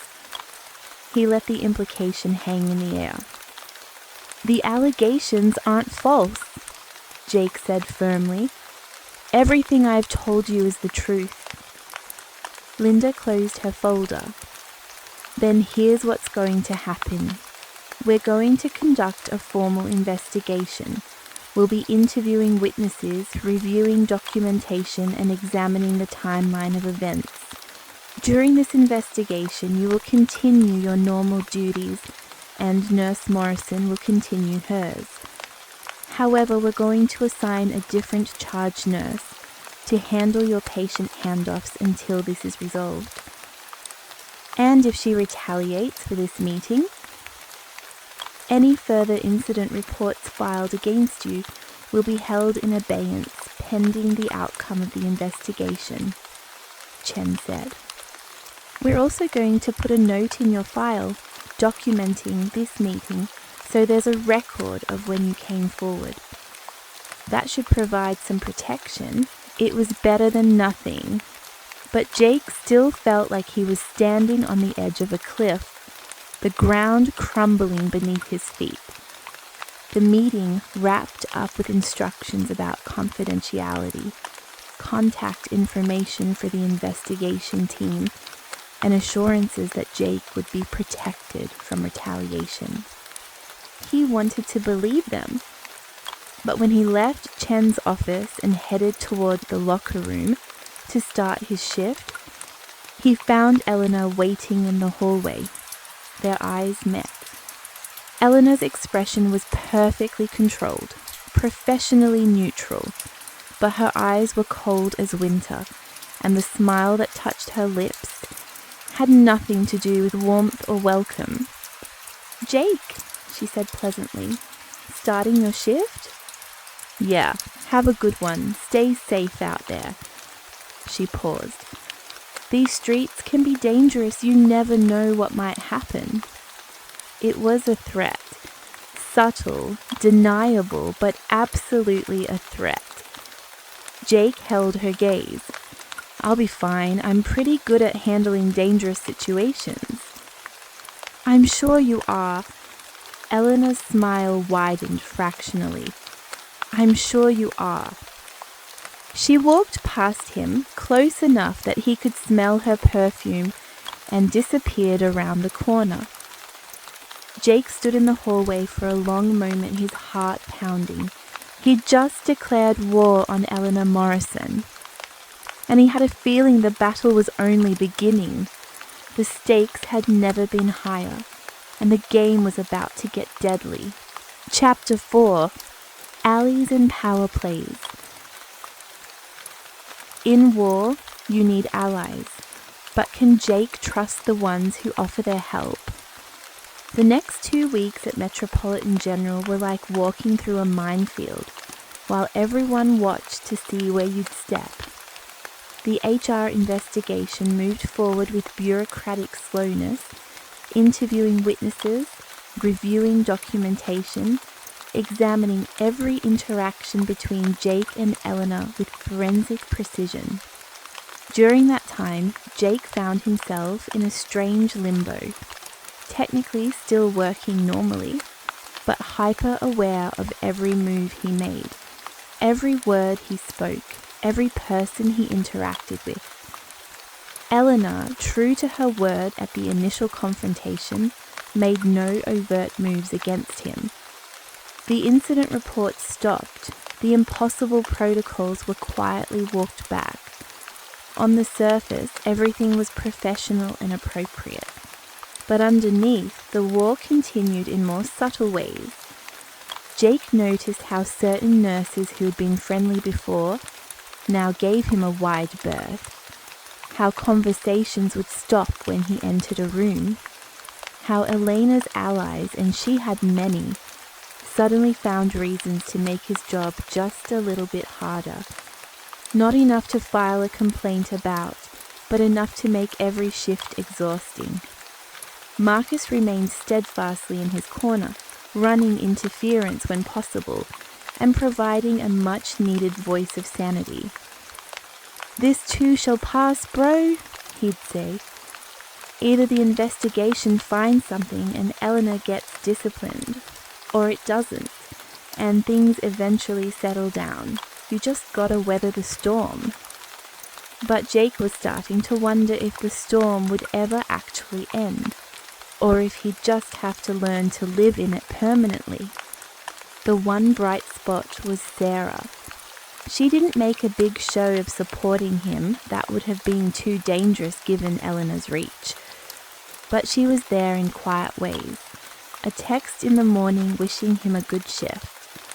A smile in the hallway when no one else was watching. Brief conversations in the break room about movies, books, anything except the hospital drama. It was Sarah who suggested they grab coffee one morning before his shift at a cafe 2 blocks from the hospital, far enough away that they wouldn't run into their co-workers. "How are you holding up?" she asked once they'd claimed a corner table with their drinks. "I've been better. You?" Elena knows I talked to HR. She hasn't said anything directly, but I can tell. She's freezing me out of certain decisions, routing pediatric consults through other nurses when she can. Sarah wrapped her hands around her coffee cup. "But it's fine, I expected it. You shouldn't have to deal with this because of me." "I'm not dealing with it because of you. I'm dealing with it because Elena is a bully who's been getting away with her behavior for way too long, and someone needed to stand up to her." Sarah met his eyes. "I'm glad it's happening, even if the timing sucks." "You really think the investigation will actually accomplish anything?" "I don't know. Maybe." Madison's statement was pretty damning. She gave HR a detailed account of what she overheard at O'Malley's. And apparently 2 other nurses came forward independently with similar stories about Elena making unwanted advances and then retaliating when rejected. Jake sat up straighter. "2 others?" "Yeah, one from a few years ago, one more recent. HR's been digging through old complaints and found a pattern." Sarah leaned forward. "Jake, I think she might actually face consequences this time, real ones. Or the hospital will decide she's too valuable to lose and sweep it all under the rug." "Cynic, realist." They sat in comfortable silence for a moment, watching the morning traffic pass by outside the window. Jake found himself studying Sarah's profile, the delicate line of her jaw, the way her hair fell across her cheek when she looked down at her coffee, the small smile that played at the corners of her mouth. When had she become beautiful to him? Not just pretty, he'd noticed that from the start, but genuinely beautiful in a way that had nothing to do with physical attributes and everything to do with who she was as a person. "What?" Sarah asked, catching him staring. "Nothing, just thank you for everything, for being in my corner when you didn't have to be." "Of course I'm in your corner. That's what friends do." She paused. "We are friends, right? I mean, I know things are complicated with the investigation and everything, but..." "We're friends," Jake confirmed. "Definitely friends." Something flickered across Sarah's face. Relief, maybe, or disappointment. Jake couldn't quite read it. "Good," she said softly. "I'm glad." His phone buzzed, a text from an unknown number. "This is Dr. Adriana Cole. I need to speak with you urgently. Can you meet me in the hospital chapel at 10 a.m.? It's important." Jake showed Sarah the text. She frowned. "That's weird. Why the chapel and why urgent?" "No idea. You think it's about the investigation?" "Maybe, or maybe it's..." Sarah trailed off, looking uncomfortable. "What?" "There are rumors about Adriana, that she's planning something." "What kind of something?" "I don't know specifics, just that she's been having meetings with board members, talking to people in administration. Some people think she's trying to position herself to take Elena's job if the investigation goes badly." Jake processed this. She wants to be head nurse? Or she wants to make sure whoever replaces Elena is someone she has influence over? Sarah bit her lip. "Adriana's ambitious, Jake. Really ambitious, and she sees you as an asset." "An asset?" "You're the guy who stood up to Elena Morrison and might actually take her down. That makes you valuable. That makes you someone worth courting, politically speaking. Jesus, is everything in this hospital a power play? Pretty much. Sarah's smile was sad. Welcome to Metro General. Jake met Adriana in the chapel at 10 a.m. Sharp, still in his uniform from the overnight shift he'd just finished. The chapel was small, non-denominational, and mercifully empty. Adriana was already there, sitting in one of the pews, dressed in her surgical scrubs. "Thank you for coming," she said, gesturing for him to sit beside her. "I know this is cloak and dagger, but I needed somewhere we could talk without being observed." "What's going on?" "The investigation, it's going well. Better than well, actually. HR is building a solid case against Elena. Between your testimony, Madison's statement, and the 2 historical complaints they found, they have a clear pattern of harassment and retaliation." "That's good news, right?" "It would be, except for one problem." Adriana turned to face him fully. "Elena knows she's in trouble, and when Elena knows she's in trouble, she gets dangerous. She's already been putting out feelers, trying to line up allies on the board, calling in favors from doctors she has relationships with. She's going to fight this investigation with everything she has. So what do I do? You need more support, more people willing to go on record. The 2 historical complaints are helpful, but they're old. If we had someone current, someone who could testify to recent inappropriate behavior, it would seal the case." Jake studied Adriana carefully. "You keep saying we, like this is your fight too." "It is my fight. Elena and I have never gotten along, professionally or personally. If she survives this investigation, she'll be even more powerful and vindictive than before. But if she goes down..." Adriana paused. "If she goes down, there's an opening for someone with vision to really transform how the ER operates. Someone who understands that the old hierarchies and power structures are outdated. Someone willing to work collaboratively across departments." "Someone like you?" "I'm not going to pretend I don't have ambitions, Jake. I do. But my ambitions align with what's best for this hospital and for the people who work here. Can you say the same about Elena?" She had a point. "What exactly are you proposing?" "I'm proposing we work together. I have connections on the board, influence with administration, and access to information you wouldn't normally have.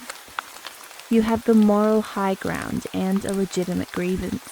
Combined, we can make sure Elena faces actual consequences instead of just a slap on the wrist." "And what do you get out of this?" Adriana smiled. "Honestly, I get Elena out of my way, and I get your gratitude, which might be useful down the line when I need support for initiatives in the ER." "That's surprisingly honest."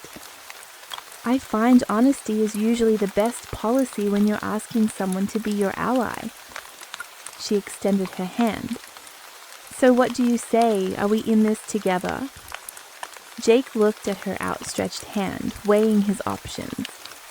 Adriana was using him, that much was clear, but she was also offering him real support, real resources, and a real chance of actually winning this fight against Elena. Was it any different from what Sarah and Madison were doing? They all had their own reasons for helping him, their own motivations beyond simple altruism. Maybe that was just how hospitals worked. Maybe everything was transactional. He shook her hand. "We're in this together." "Good." Adriana stood, pulling out her phone. "I'm going to send you some documents. Emails, memos, records of complaints, that never made it past Elena's desk. Review them, see if any of them resonate with your experience. And Jake, be careful. Elena's going to escalate before she goes down. Make sure you're ready for it. She left the chapel, her footsteps echoing on the tile floor, leaving Jake alone with his thoughts and a growing sense that he'd just made a deal with the devil. Or at least with someone who had her own horns and pitchfork. The escalation Adriana warned about came sooner than expected. 2 days later, Jake was running a call, a straightforward transport of a patient from a nursing home to the ER for evaluation. Nothing complicated, nothing urgent. But when they arrived at the hospital, Elena was waiting at the ambulance bay, her expression glacial. "Jake, Marcus, a word please." They followed her into a small conference room off the main ER corridor. She closed the door with deliberate care. "There's been a complaint," she said without preamble, "from the nursing home you just transported from. They're alleging that you were unnecessarily rough with the patient during transfer, and that you made inappropriate comments about the nursing home's care standards." Jake's blood ran cold. "That's not true. We followed all protocols. The patient transfer was gentle and I didn't say anything inappropriate." "Nevertheless, the complaint exists, and per hospital policy, I'm required to file an incident report and initiate an investigation." "This is bullshit," Marcus said flatly. "I was there for the entire call.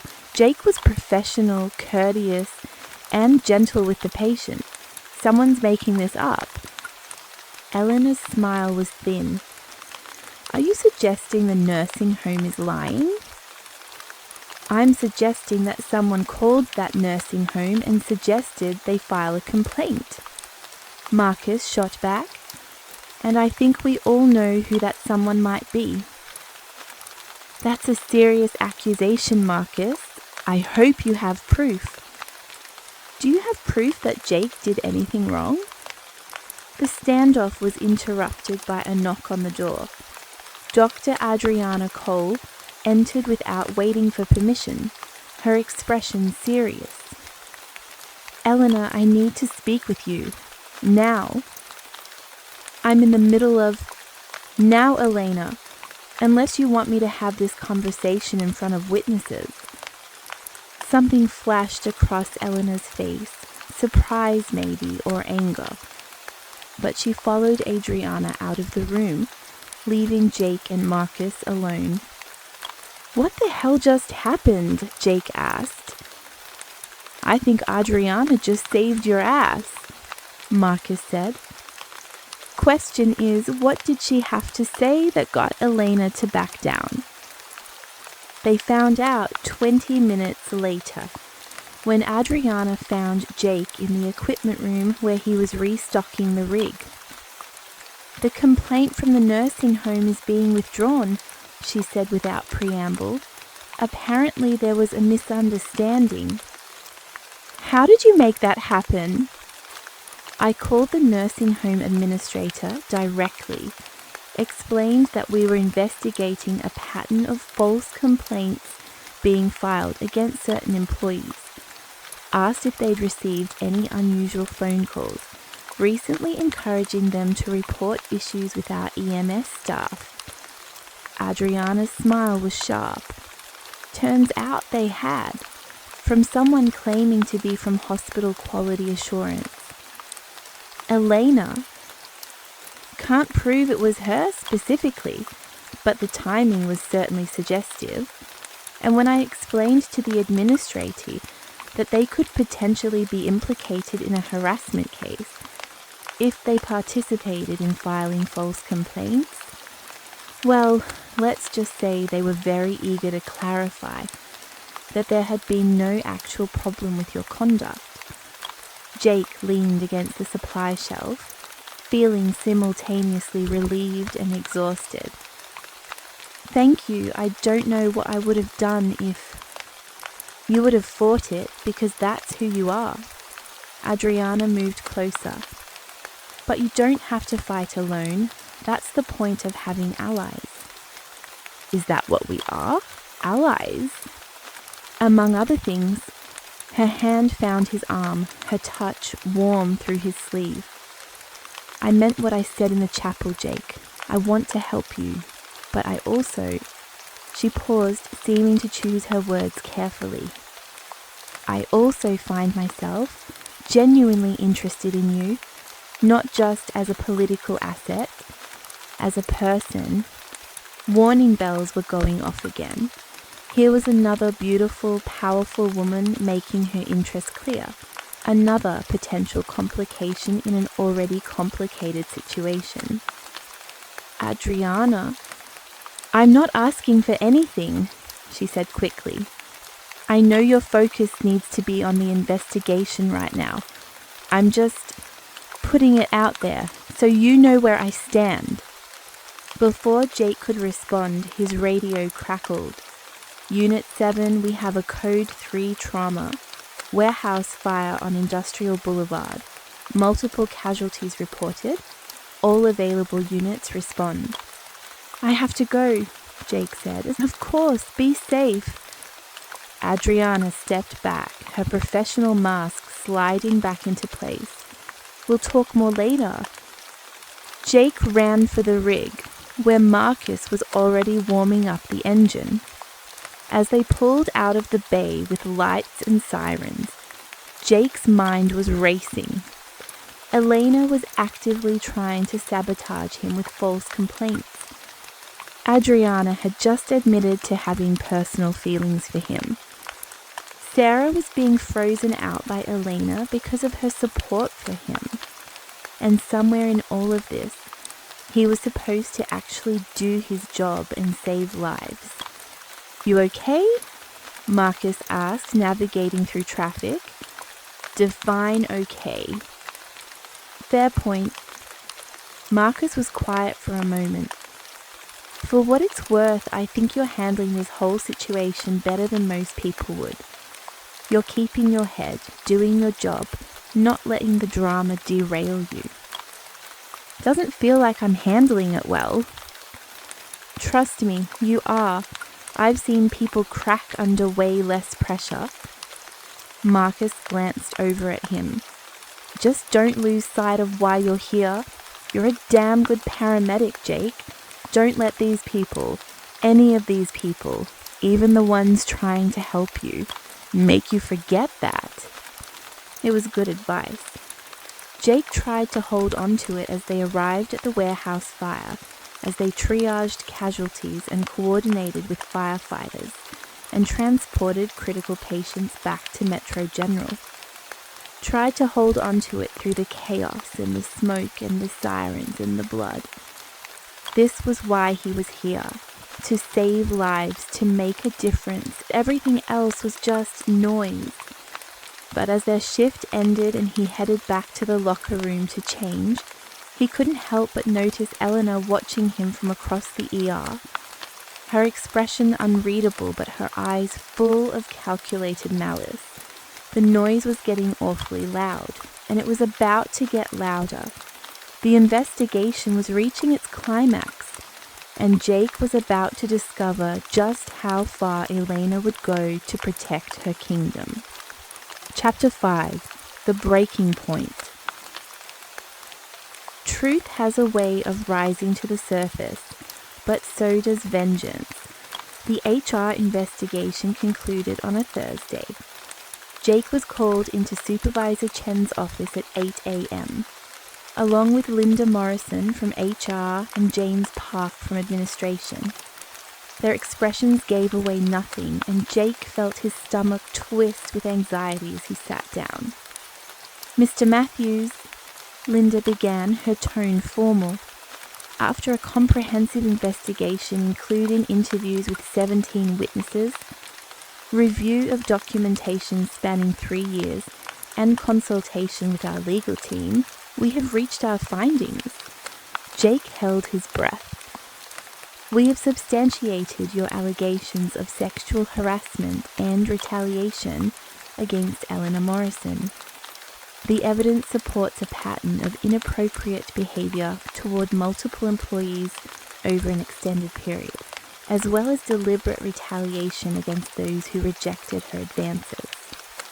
Relief flooded through him, so intense it was almost painful. Effective immediately, James continued, Elena Morrison has been suspended without pay pending a disciplinary hearing. Based on the severity of the findings, our recommendation to the board will be termination of employment. She's being fired? Jake asked, barely believing it. That's our recommendation. The final decision rests with the board, but given the liability exposure and the clear pattern of misconduct, we're confident they'll agree. What happens now? For you, nothing changes. You continue your normal duties. We'll be assigning an interim head nurse to the ER while we conduct a search for Elena's permanent replacement. Linda paused. I also want to apologise on behalf of the hospital for allowing this situation to continue as long as it did. The historical complaints should have been investigated more thoroughly. We failed in our duty to provide a safe work environment, and for that we're truly sorry. I appreciate that. We'd also like to offer you the opportunity to participate in the search for a new head nurse, if you're interested. Your perspective as someone who works closely with the ER would be valuable. Jake thought about it. It would give him some say in who replaced Elena, some protection against ending up with someone equally problematic, but it would also keep him entangled in hospital politics, when all he really wanted was to do his job in peace. Can I think about it? Of course, take your time. The meeting wrapped up with assurances of support, information about the disciplinary process, and contact details if Jake had any concerns going forward. When he finally left Chen's office, he felt like he could breathe properly for the first time in weeks. Elena was gone. The investigation had found in his favour. He'd won. So why did he feel like the battle was just beginning? He found out at lunch when his phone started blowing up with texts. Sarah. Oh my God, Jake, have you heard? Elena's been suspended. Madison. Holy shit, she's actually getting fired. Marcus. Bro, the whole hospital is talking about it. You're a legend. Adriana. Well done, we should celebrate. Dinner tonight. And one more, from an unknown number that Jake suspected was Elena herself. You think you've won, you have no idea what's coming. He was staring at that last text when someone sat down across from him in the break room. Dr. Adriana Cole, looking triumphant. You did it, she said. You actually did it. Elena Morrison is finished. We did it, Jake corrected. Your help was crucial. True, but you were the one brave enough to stand up to her in the first place. Adriana leaned forward, her eyes bright with excitement. Do you realize what this means? The ER is going to be completely restructured. New leadership, new protocols, new opportunities. It's a blank slate. You're really excited about this? Of course I am. Elena ran the ER like her personal fiefdom.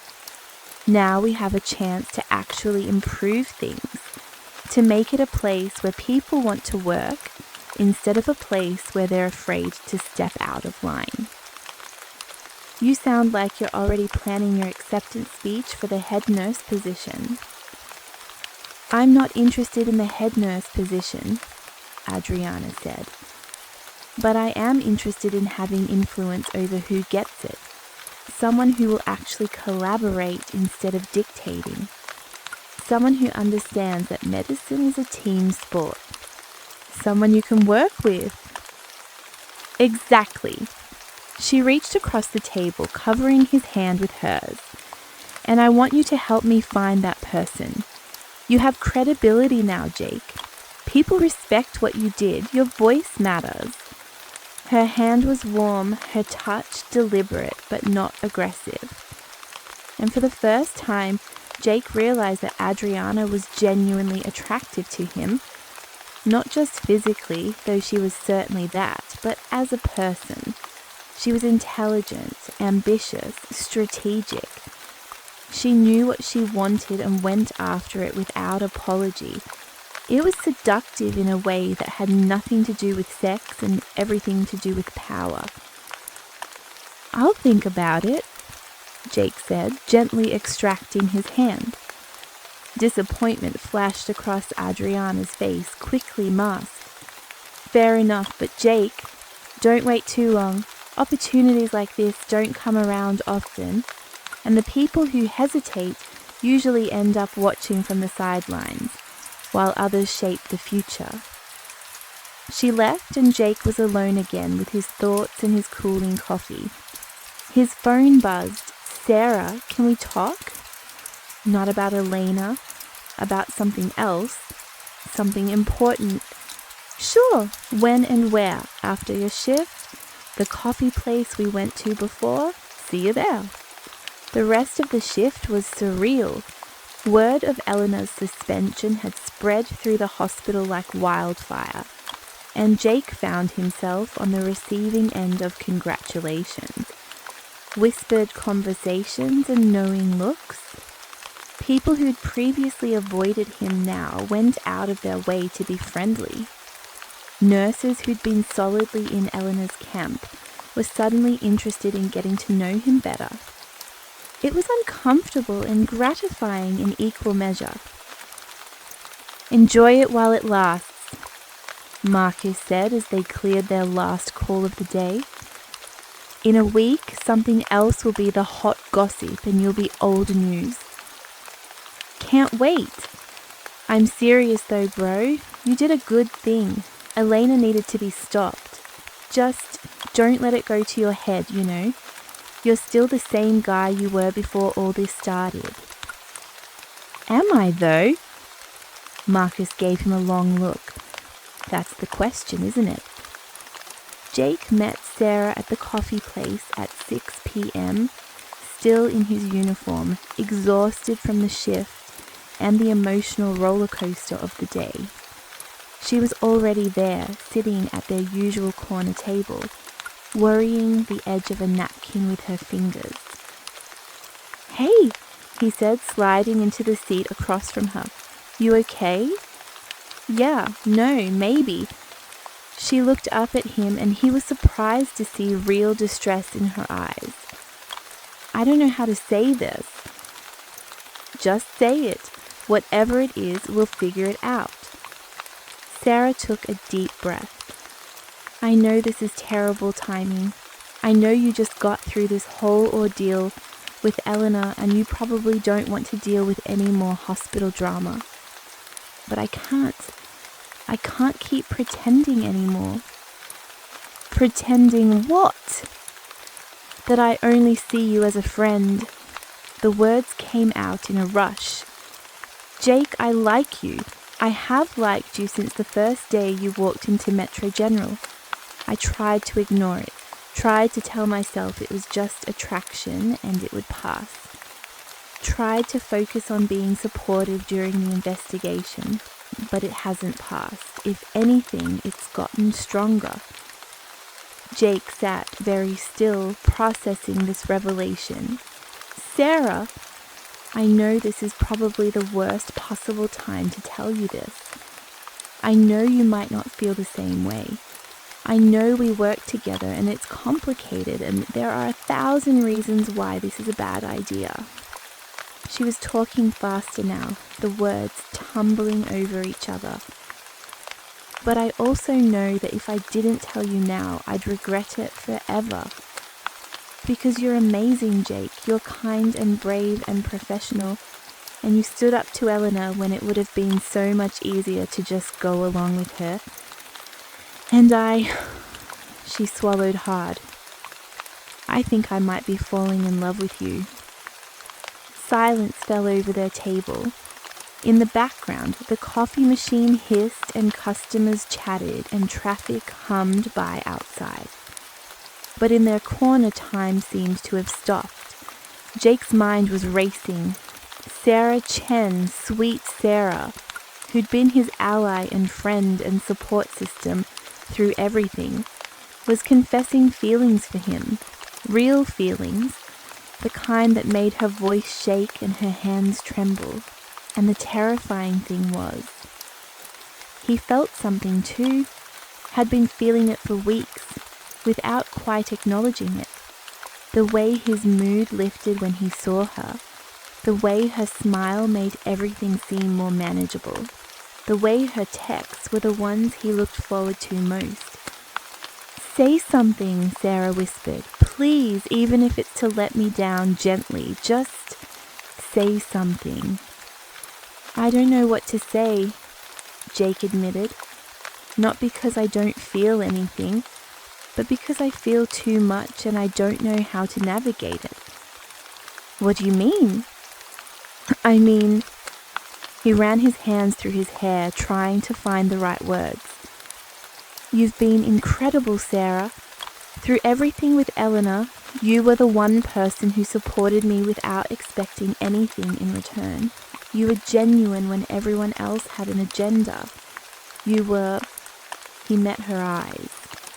You were the light in a really dark time. And yeah, I'm attracted to you, and yeah, I care about you. But I also don't want to screw this up by rushing into something before I've even processed what just happened. So you need time. I need to not be the guy who went through a sexual harassment investigation and immediately jumped into a relationship with the woman who supported him. That looks bad, Sarah, for both of us. I don't care how it looks, but I do, because I don't want anyone to ever be able to say that you were just another woman chasing after me, or that I used you, or that this was somehow connected to the Elena situation. You deserve better than that. Sarah's eyes were bright with unshed tears. So what are you saying? That we can never? I'm saying not yet. I'm saying let's give it some time. Let the Elena situation settle down. Let the gossip die down. Let things get back to normal. And then he reached across the table, taking her hand. Then let's see where we are. Let's see if what we're feeling now is real or if it's just trauma, bonding and proximity and relief that the investigation is over. It's real for me, Sarah said quietly. I know it is. Then it'll still be real in a few weeks or a few months, whenever the timing is right. She nodded slowly, wiping at her eyes. Okay, I can wait. I've been waiting since you first walked into the hospital anyway. A little longer won't kill me. Thank you for understanding, for being patient, for being you. Sarah managed a watery smile. You're worth waiting for, Jake Matthews. I hope you know that. They sat together for a while longer, hands linked across the table, not saying much but not needing to. And when they finally parted ways in the parking lot, Sarah pulled him into a quick hug that felt like both a goodbye and a promise. Jake drove home through the darkening city, his mind full of Sarah's confession, Adriana's ambition, Elena's threat, and the strange new reality of being the man who'd taken down Metro General's most powerful nurse. He'd wanted this job to be about saving lives and building a career. Instead, it had become a complicated maze of attraction and politics and power plays. But as he pulled into his apartment complex and killed the engine, sitting in the quiet darkness of his car, Jake realized something important. He wouldn't change any of it. The drama, the complications, the impossible situations, they'd all led him to this moment where he'd stood up for what was right and won, and where Sarah Chen was waiting for him whenever he was ready. That was worth something. That was worth everything. His phone buzzed one more time. Adriana. Last chance for that celebration dinner, unless you're too tired? Jake looked at the text for a long moment, then typed his response. Rain check, it's been a long day. Her reply came immediately. Understood. But Jake, don't make me wait too long. I'm not as patient as some people. He could almost hear the edge in her words, the warning underneath the friendly tone. Adriana wanted something from him, maybe just his political support, maybe something more. And eventually, he was going to have to figure out how to handle that without burning yet another bridge. But not tonight. Tonight he was just going to sleep and dream of simpler times and hope that tomorrow brought fewer complications. It was a nice dream and it didn't come true. The board's decision was coming. Elena's fate hung in the balance, and Jake was about to learn that victory comes with its own complications. Chapter 6. New Dynamics and Choices. When one door closes, another opens. But which door should Jake walk through? Elena's official termination came 3 weeks later, and with it a fundamental shift in the power structure at Metropolitan General. The interim head nurse was a no-nonsense woman named Patricia Simmons, who transferred in from another hospital in the system. She was competent, fair, and refreshingly uninterested in workplace drama. Under her watch, the ER ran smoothly, but without the iron-fisted control Elena had exerted. It should have made things easier. Instead, it created a vacuum that multiple people were eager to fill. Dr. Adriana Cole became increasingly visible in the ER, offering input on protocols, suggesting process improvements, conducting informal consultations with nursing staff. She wasn't overstepping her role as a surgeon, not quite, but she was definitely positioning herself as a voice of authority in the department. And she continued to court Jake's support with a persistence that was simultaneously flattering and concerning. "I need your opinion on something," she said one morning, catching him in the hallway between calls. "The search committee is interviewing candidates for the permanent head nurse position next week. I managed to get myself appointed to the committee." "Of course she did. And I want to make sure we're asking the right questions." "What kind of questions?"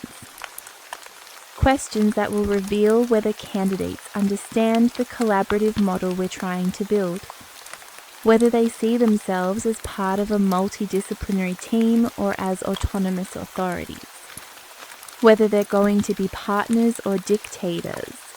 She pulled out her tablet, showing him a list. "What do you think?" Jake scanned the questions. They were good, thoughtful, revealing, designed to elicit substantive responses rather than rehearsed platitudes. "These look solid."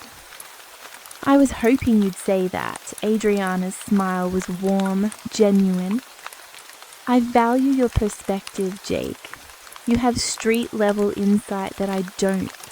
You see how things actually work, not just how they're supposed to work on paper." "I'm just a paramedic." "You're just the paramedic who stood up to Eleanor Morrison and won. That makes you far more than just anything." She moved closer, lowering her voice. "I know I've been pushing for your involvement in all of this, and I know you've been resistant, but I want you to understand why it matters. The ER is at a crossroads. We can go back to the old model, hierarchical, territorial, competitive, or we can build something better, something collaborative and supportive and actually functional. But that only happens if good people step up and shape the direction. And you think I'm good people? I know you are. Her hand found his arm. I also think you're wasted as a paramedic. Jake blinked. Excuse me? You have leadership qualities, Jake. Vision, integrity, the ability to inspire people.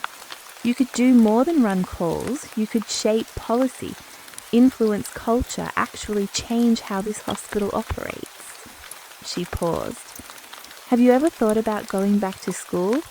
Getting your RN, maybe eventually your NP? I like being a paramedic. I'm not saying that you don't. I'm just saying that you have potential beyond it. And the right people in the right positions could help you realize that potential.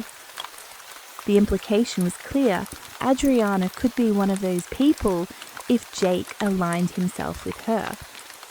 It was seductive, not in a sexual way, though Adriana was certainly attractive, but in the way power and possibility always were. The idea that he could be more, do more, matter more, but it also felt like a trap, Ma. I'll think about it, Jake said, extracting himself from her grip. But right now I need to focus on being the best paramedic I can be. Everything else is secondary. Disappointment flickered across Adriana's face. Of course, but Jake, don't wait too long to think about your future. Opportunities don't stay open forever. She left and Jake stood in the hallway, feeling like he just narrowly avoided something dangerous without quite understanding what it was. His radio crackled. Unit 7, respond to 432 Maple Street. Elderly male, possible stroke. Back to work. Back to what he was actually good at. Back to simplicity. If only the rest of his life could be so straightforward. The dynamic with Sarah was evolving too, though in different and more confusing ways. True to his word, Jake hadn't pursued anything romantic with her, but their friendship had deepened, becoming something that felt both comfortable and charged at the same time. They texted daily, grabbed coffee weekly, shared meals in the hospital cafeteria when their schedules aligned, and underneath it all was the weight of Sarah's confession, the knowledge that she was waiting for him, that her feelings hadn't changed even though she'd never pressed or pushed or demanded anything. It was in the way she looked at him sometimes, quickly when she thought he wasn't paying attention, with an expression that was equal parts longing and patience. It was in the careful distance she maintained physically, never quite close enough to be inappropriate, but never quite far enough to feel truly platonic. It was in the questions she didn't ask. Are you ready yet? Have you thought about us? Do you feel the same way? And Jake found himself thinking about those unasked questions more and more, especially on nights like this one, when they both ended up working late and decided to grab dinner at a small Italian place near the hospital. You seem distracted, Sarah observed, twirling pasta on her fork. Long shift? Not particularly, just a lot on my mind. Want to talk about it? Did he? Part of him wanted to tell her everything about Adriana's increasing pressure, about the strange politics of the head nurse search, about feeling like he was being pulled in directions he didn't want to go, about wondering if he was making a mistake by waiting, by trying to do the right thing, by not just reaching across the table and taking her hand and saying what he was increasingly certain he felt. But the other part of him worried that once he started down that road, there'd be no going back, that he'd be committing to something he wasn't sure he was ready for, even if he wanted it more than he'd wanted anything in a long time. "It's just work stuff," he said finally. "Hospital politics." Sarah set down her fork, her expression knowing. "Adriana's still pushing you to get involved in the head nurse search." "How did you?" "Jake, everyone in the hospital knows Adriana's been courting your support. She's not exactly subtle." Sarah paused. "She wants you on her side, politically, I mean." "I'm starting to realize that." "Are you going to give it to her?" Jake considered the question. "I don't know. Part of me thinks she's right, that I could help shape a better future for the ER. But another part of me thinks I should just stay in my lane and do my job." "What does your gut tell you?" "That getting more involved in hospital politics is a good way to make more enemies and fewer friends." "Smart gut." Sarah picked up her wine glass, took a small sip. "Can I tell you something about Adriana?" "Please." "She's brilliant, genuinely one of the best surgeons I've ever seen work, but she's also calculating. Everything she does is strategic. Every relationship she builds is transactional."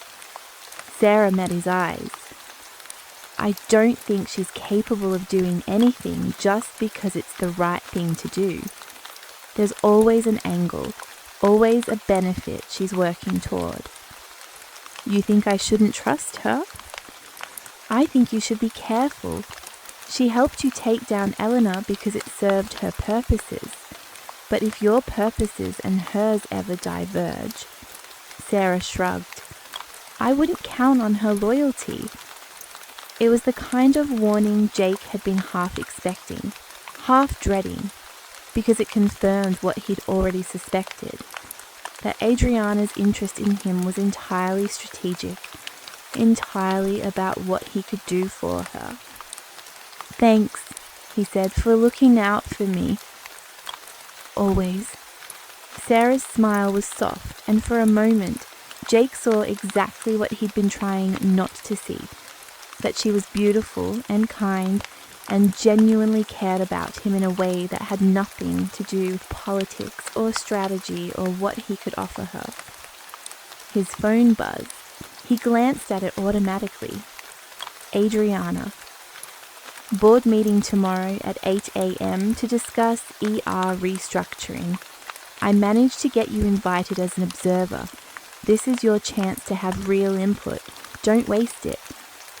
Jake stared at the text, feeling the trap closing around him. If he went to that meeting, he was committing to being part of the political machinery of the hospital. He'd be stepping out of his role as a paramedic and into something larger, more complicated, more fraught with potential disaster.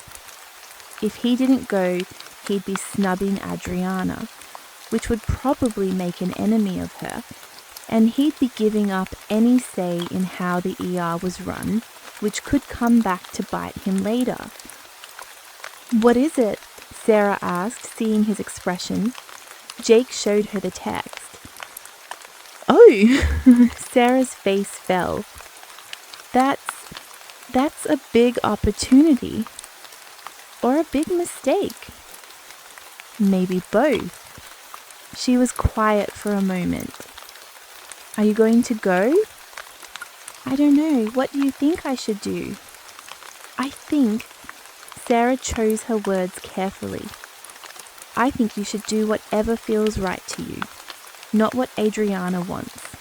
Not what I want. Not what anyone else wants. What does Jake Matthews want?" It was such a simple question, and yet Jake realized he didn't have a simple answer. What did he want? To be a good paramedic, to save lives, to go home at the end of each shift knowing he'd made a difference, but also, and he was only now admitting this to himself, to be respected, to be valued, to matter in ways that went beyond just doing his job competently. And underneath all of that, buried deep but undeniable, to be with Sarah. To stop waiting and planning and overthinking and just reach for what he wanted. I want, he began, then stopped, unsure how to finish. Sarah waited, her expression patient and open and terrifyingly hopeful. Before Jake could find the words, his radio crackled. Unit 7, we have a Code 3 emergency multi-vehicle accident on the expressway. All units respond immediately. Shit! Jake was already standing, throwing money on the table for his half of the dinner. I have to go. I know, be safe. Sarah stood too, and for a moment they faced each other across the small table, the weight of unfinished conversation hanging between them. Then Jake was running for the door, and the moment was lost. But as he drove through the night toward the accident scene, lights flashing and siren wailing, he couldn't stop thinking about Sarah's question. What did he want? And more importantly, when was he going to be brave enough to reach for it? Chapter 7, The Moment of Truth. Sometimes the hardest thing to say is the simplest. I choose you. Jake woke up at noon with a plan and a sense of purpose he hadn't felt in months.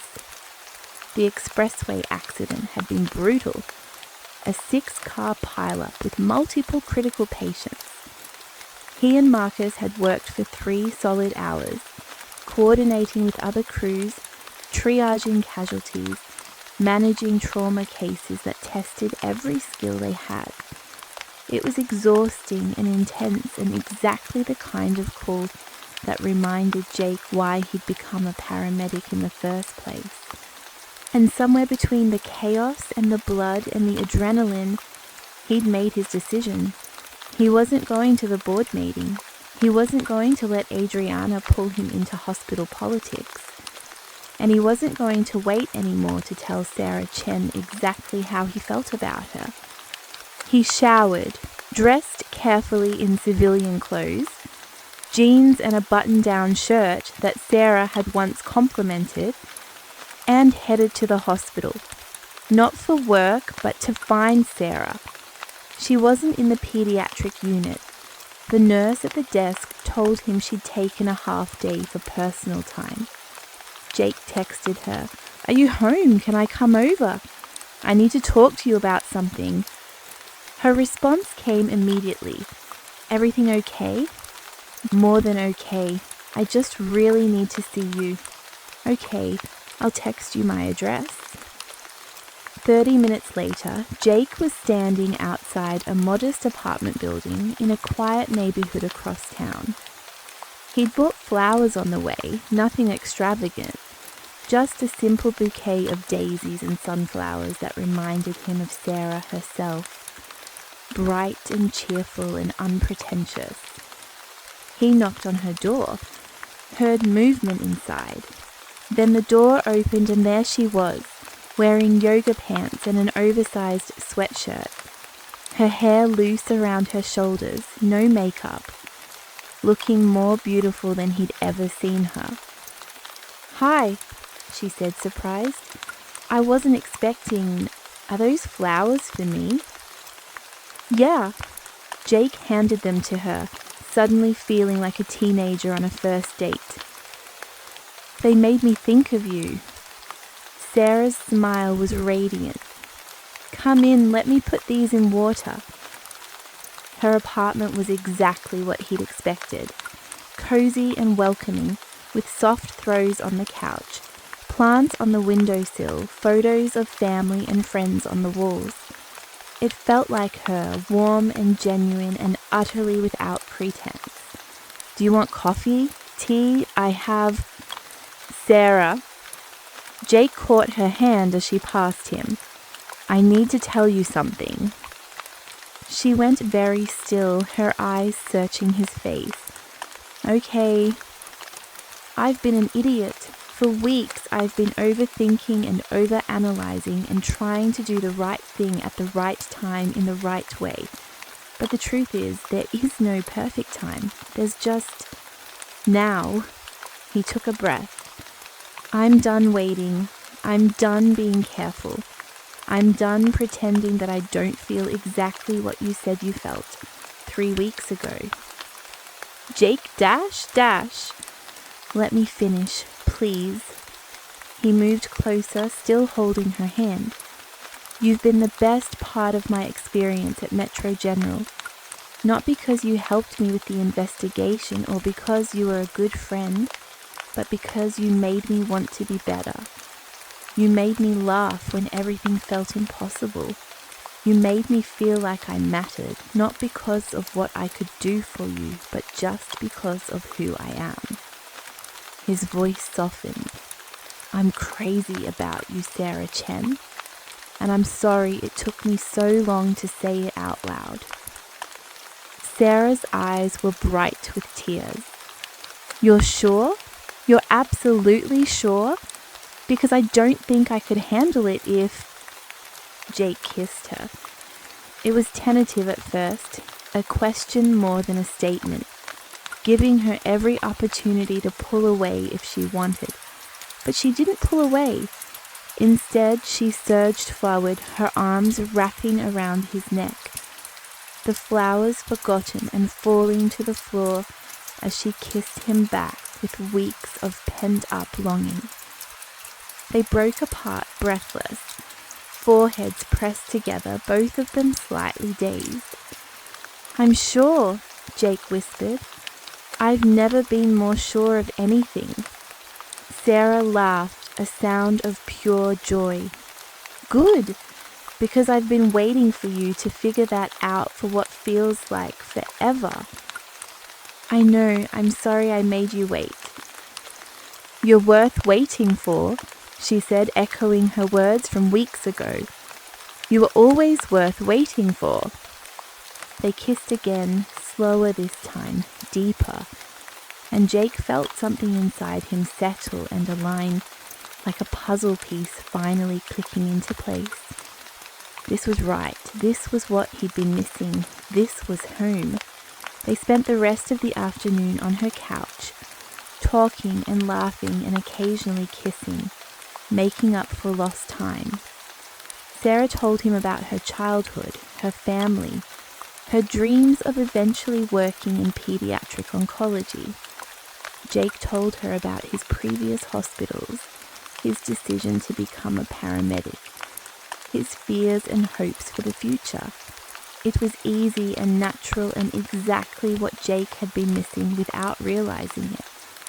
A genuine connection with someone who saw him for who he was, not for what he could offer or what role he could play in their plans. As the sun started to set, painting Sarah's apartment in golden light, Jake's phone buzzed multiple times. He ignored it. You can check it, Sarah said. I don't mind. I mind. Right now, there's nowhere I'd rather be than here with you. But Sarah had already grabbed his phone from the coffee table, glancing at the screen. Her expression shifted. Jake, I think you need to see this. He took the phone, multiple texts and missed calls. Marcus. Bro, where are you? There's drama at the hospital. Major drama. Madison. OMG, Jake, have you heard about Adriana? Call me. An unknown number. This is Patricia Simmons. Please call me as soon as you get this message. It's urgent. And one more from Supervisor Chen. Matthews, we need to talk. It's about Dr. Cole. Call me immediately. Jake felt his stomach drop. What the hell happened? He called Chen on speaker so Sarah could hear. Matthews. Chen sounded grim. Where are you? Off duty. What's going on? There's been an incident involving Dr. Adriana Cole.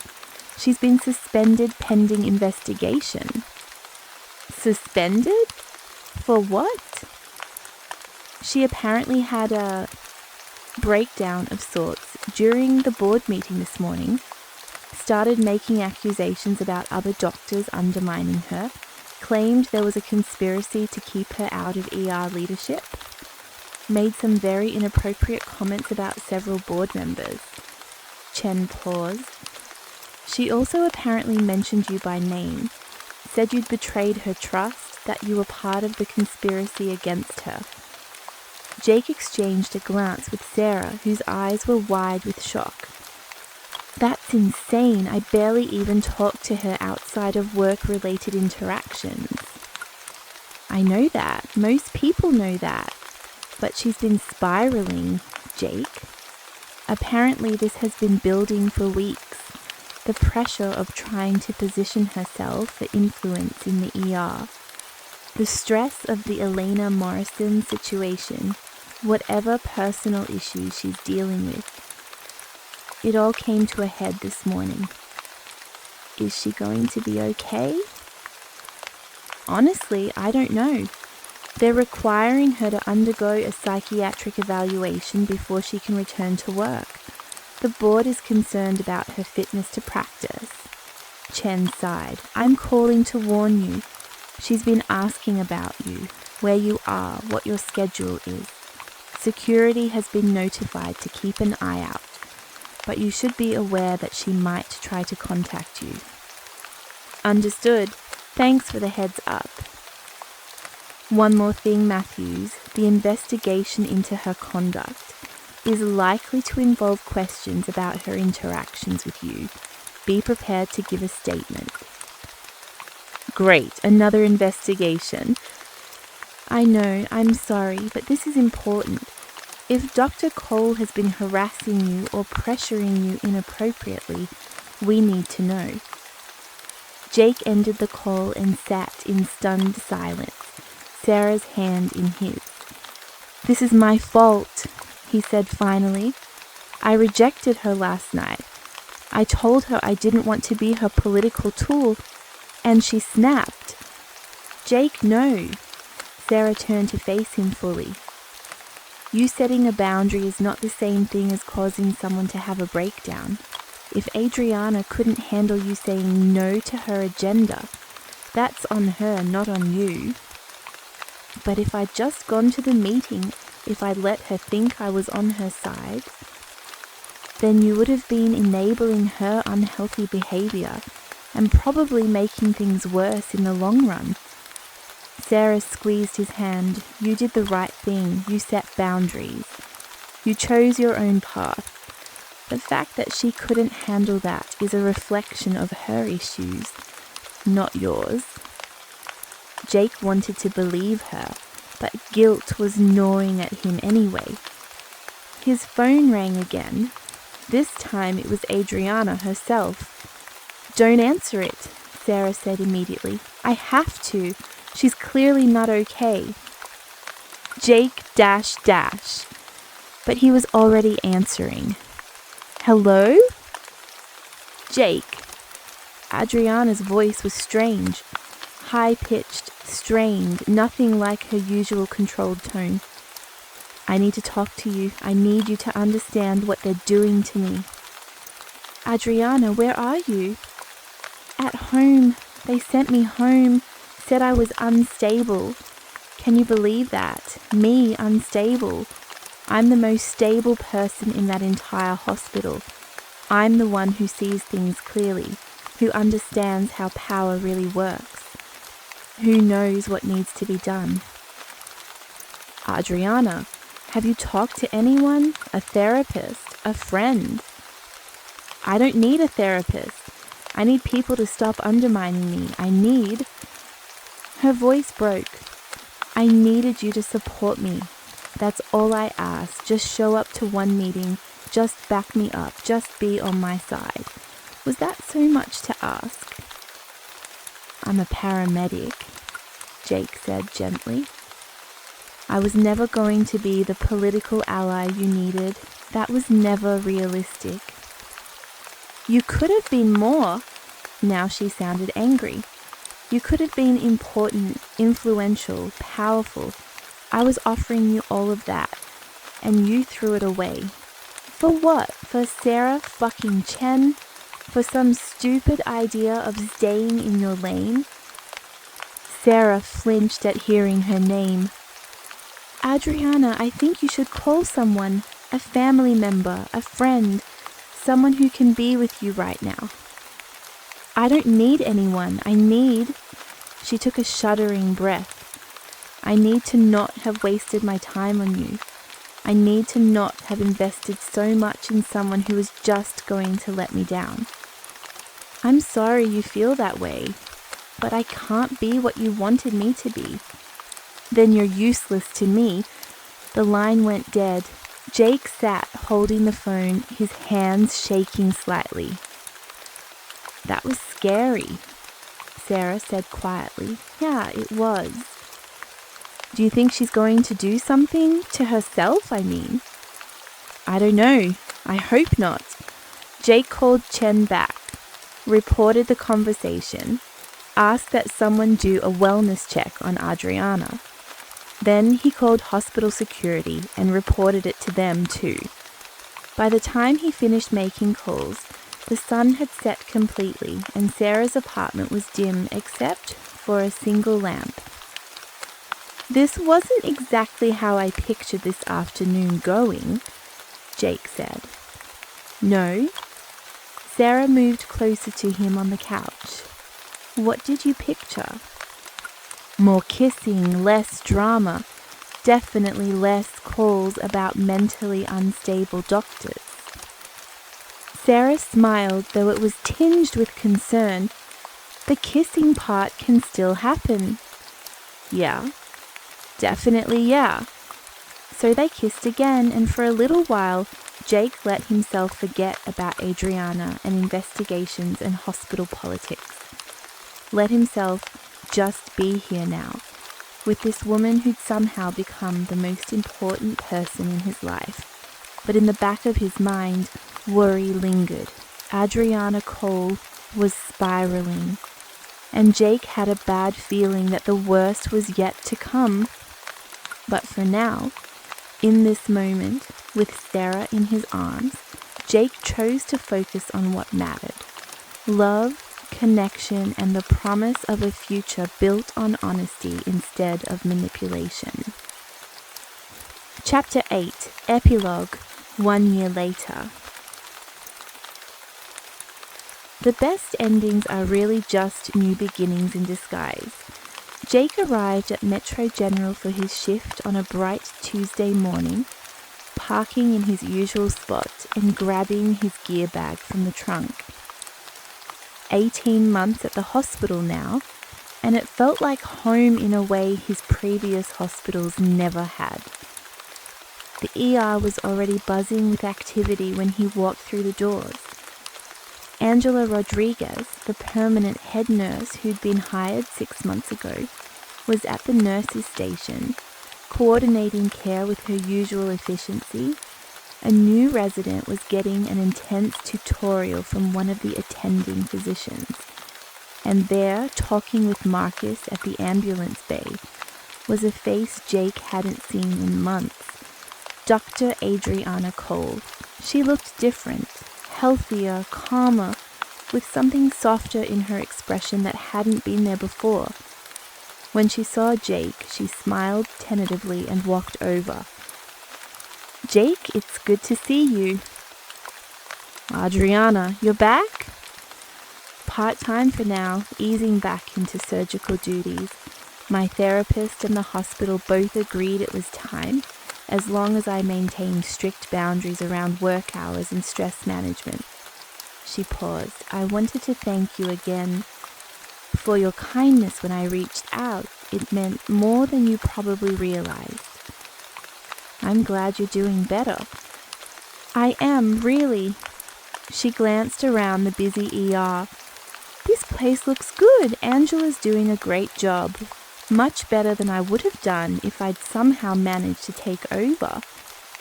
It was a remarkable admission, and Jake respected her for it. For what it's worth, you're a brilliant surgeon. The hospital is lucky to have you back. Thanks, and Jake, I heard congratulations are in order.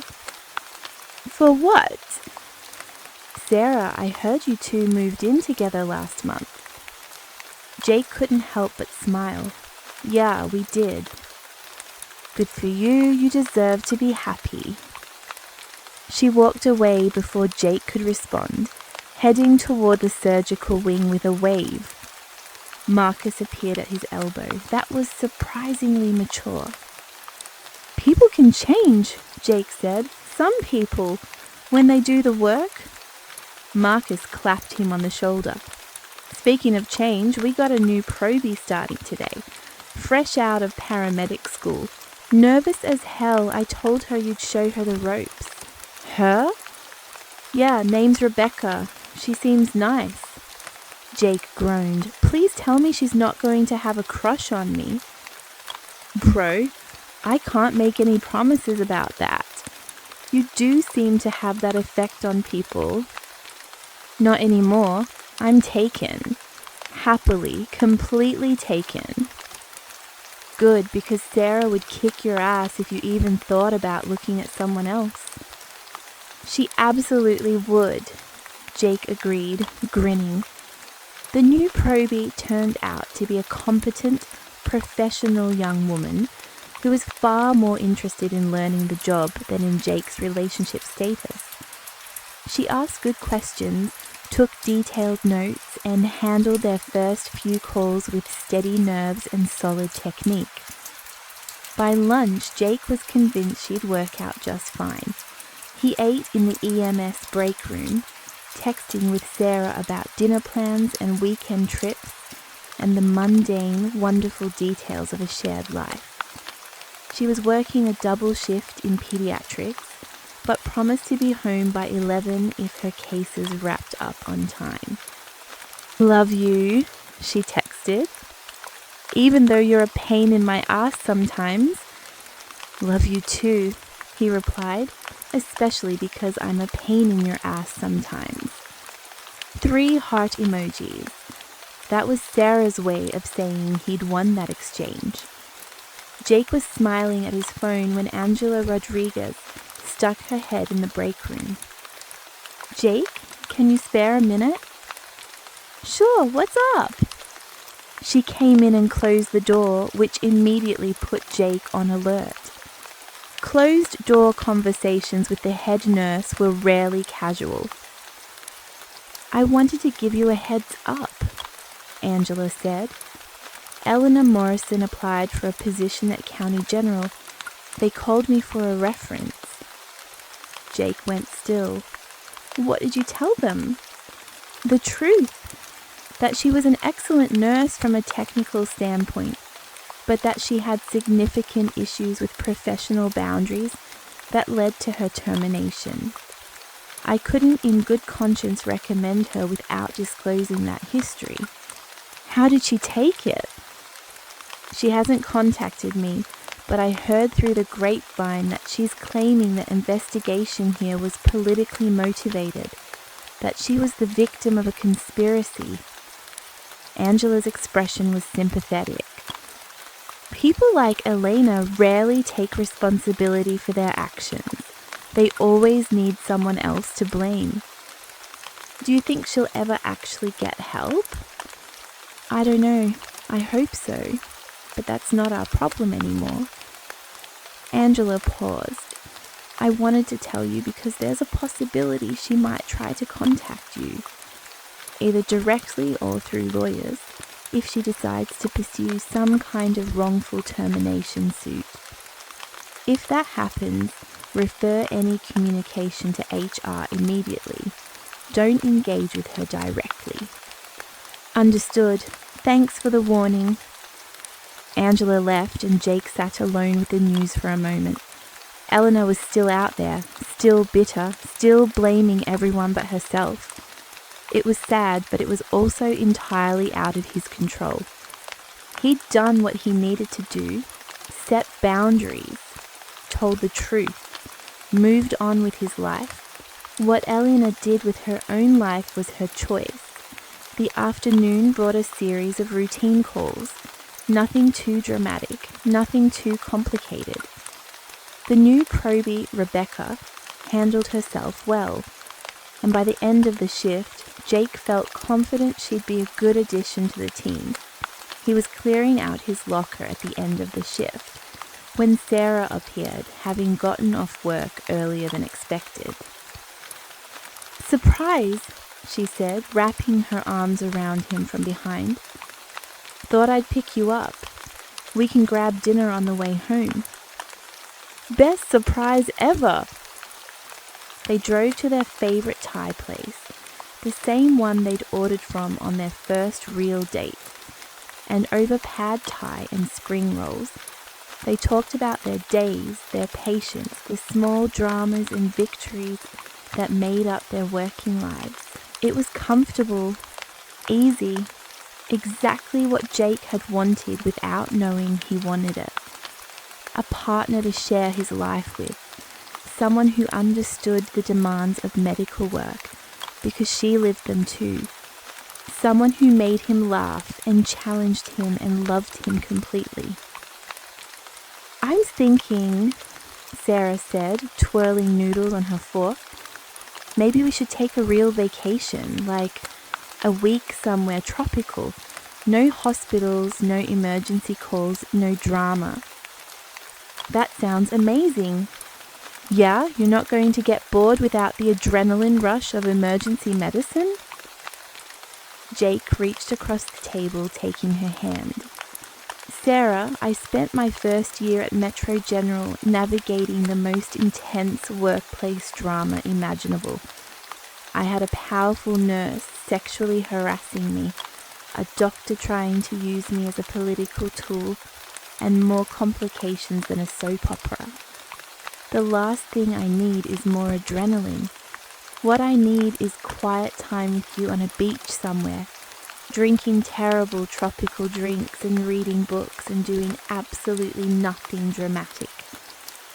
"That," Sarah said, grinning, "sounds perfect." They finished dinner and drove home to the apartment they'd been sharing for 2 months now. It was still in the process of becoming truly theirs. A blend of Jake's minimalist aesthetic and Sarah's love of cozy textures and warm colors. But it was home, and as they settled on the couch together, Sarah's head on Jake's shoulder and a mindless TV show playing in the background, Jake reflected on how far he'd come from that nervous first day at Metropolitan General. He'd survived sexual harassment and false accusations. He'd navigated workplace politics and impossible situations. He'd made enemies and allies, set boundaries and stood his ground. But more importantly, he'd found genuine connection with Marcus, who'd become more than just a partner but a real friend, with Madison and the other nurses who'd supported him when it mattered, with Angela Rodriguez and the new, healthier culture she'd brought to the ER.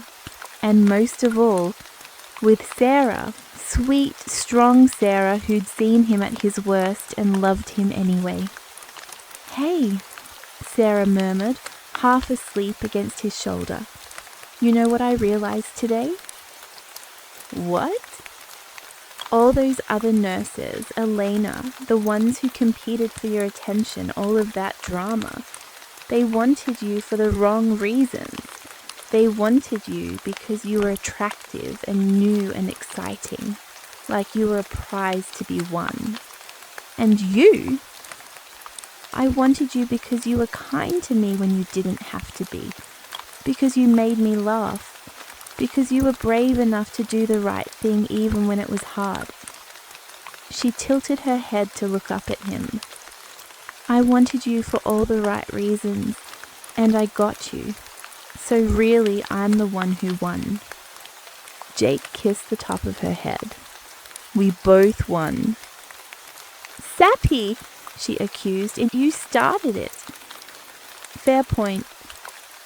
They sat in comfortable silence as the TV show played on, wrapped in each other and in the peace that came from finally being exactly where they were supposed to be.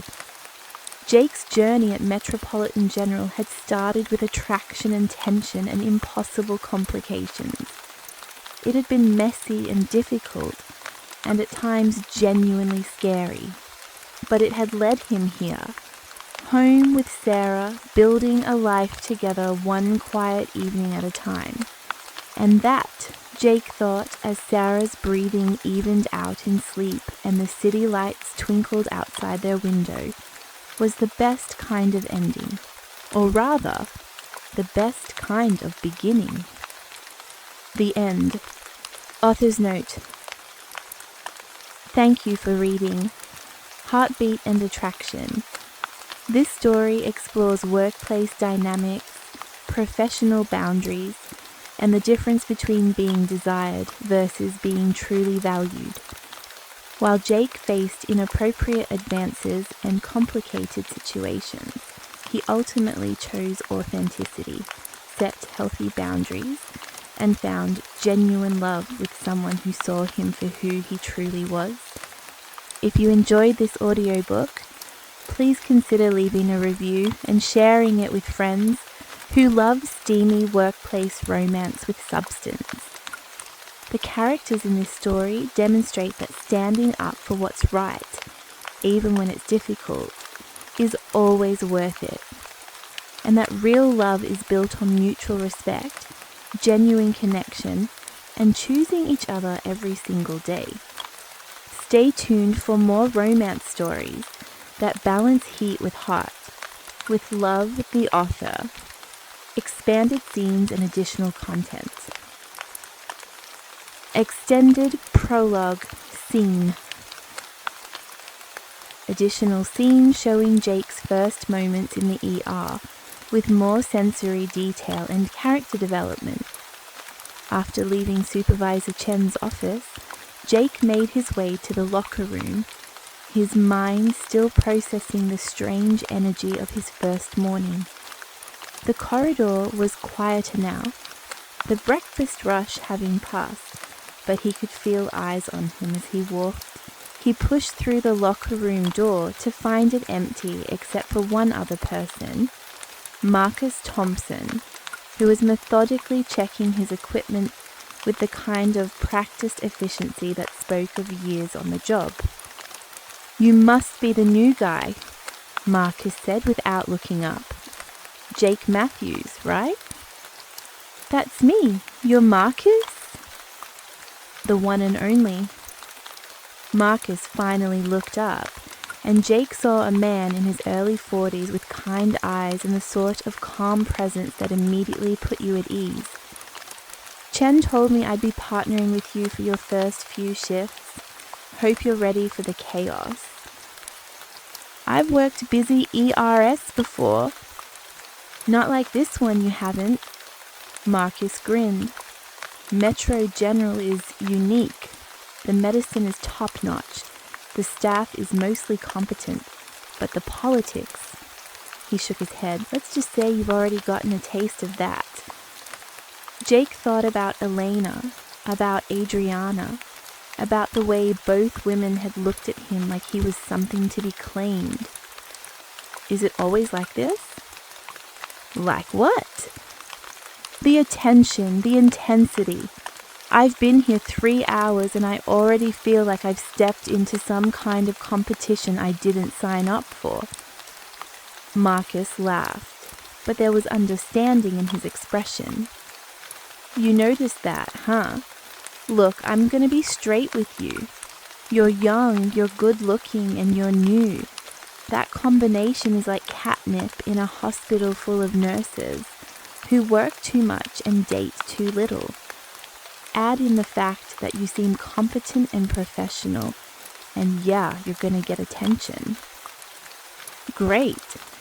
Hey, it could be worse. At least they're not all terrible people. Well, most of them aren't." Marcus closed his equipment bag. "Elena Morrison, though, she's a special case. brilliant nurse, runs this ER like a general runs an army, but she's got some boundary issues. If I were you, I'd keep things strictly professional with her. I'm planning on keeping things strictly professional with everyone. Good plan. Stick to that. Marcus clapped him on the shoulder. Come on, let me show you the rig. We've got about 15 minutes before shift officially starts, and I like to make sure everything's squared away before the calls start rolling in. They spent the next quarter hour going over the ambulance, checking equipment, reviewing protocols, discussing Marcus's preferences for how things should be organized. It was mundane, routine work, but Jake found it comforting. This was familiar territory, the kind of practical, hands-on preparation that had nothing to do with complicated workplace dynamics. So, Marcus said as they finished the check, what made you want to work at Metro General? Best trauma center in the region.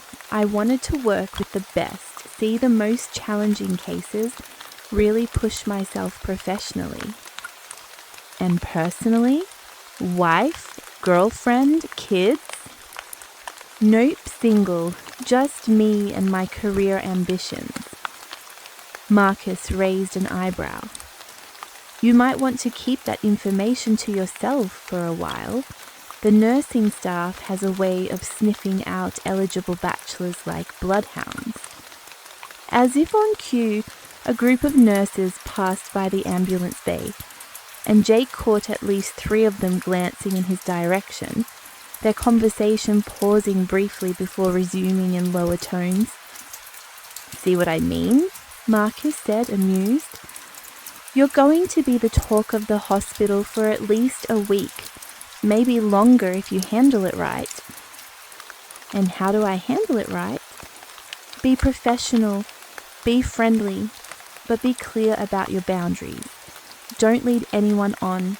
Don't make promises you can't keep. And for the love of God, don't sleep with anyone in the first 6 months.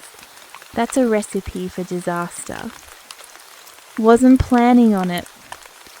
Good, because hospital romances can work out great, or they can explode spectacularly and make your working life absolute hell. I've seen both ends of that spectrum, and trust me, you want to be careful.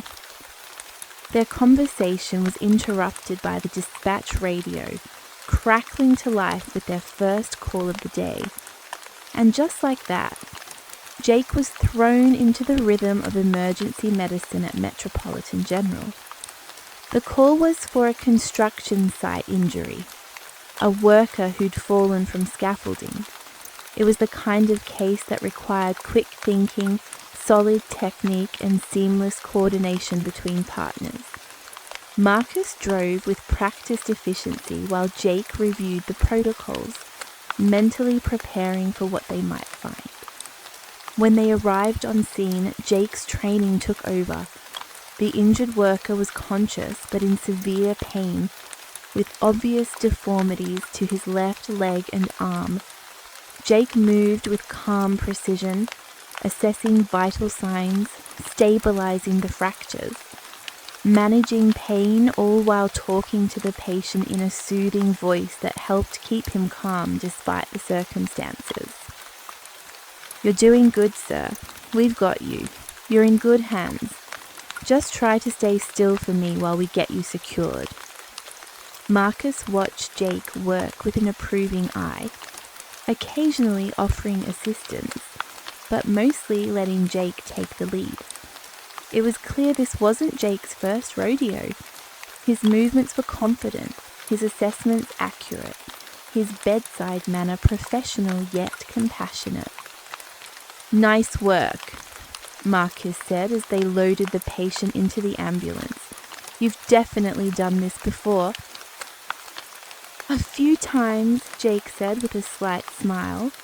The transport back to Metro General was smooth, and their arrival at the ER was Jake's first real glimpse of Elena Morrison in full command mode.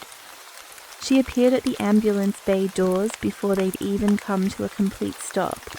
Her team assembled and ready, moving with choreographed precision. "What have we got?" she called out as they wheeled the gurney toward her. Jake launched into his handoff report, crisp and professional, hitting all the key points without unnecessary detail. Elena listened intently, asking sharp questions, her dark eyes assessing not just the patient but also Jake himself.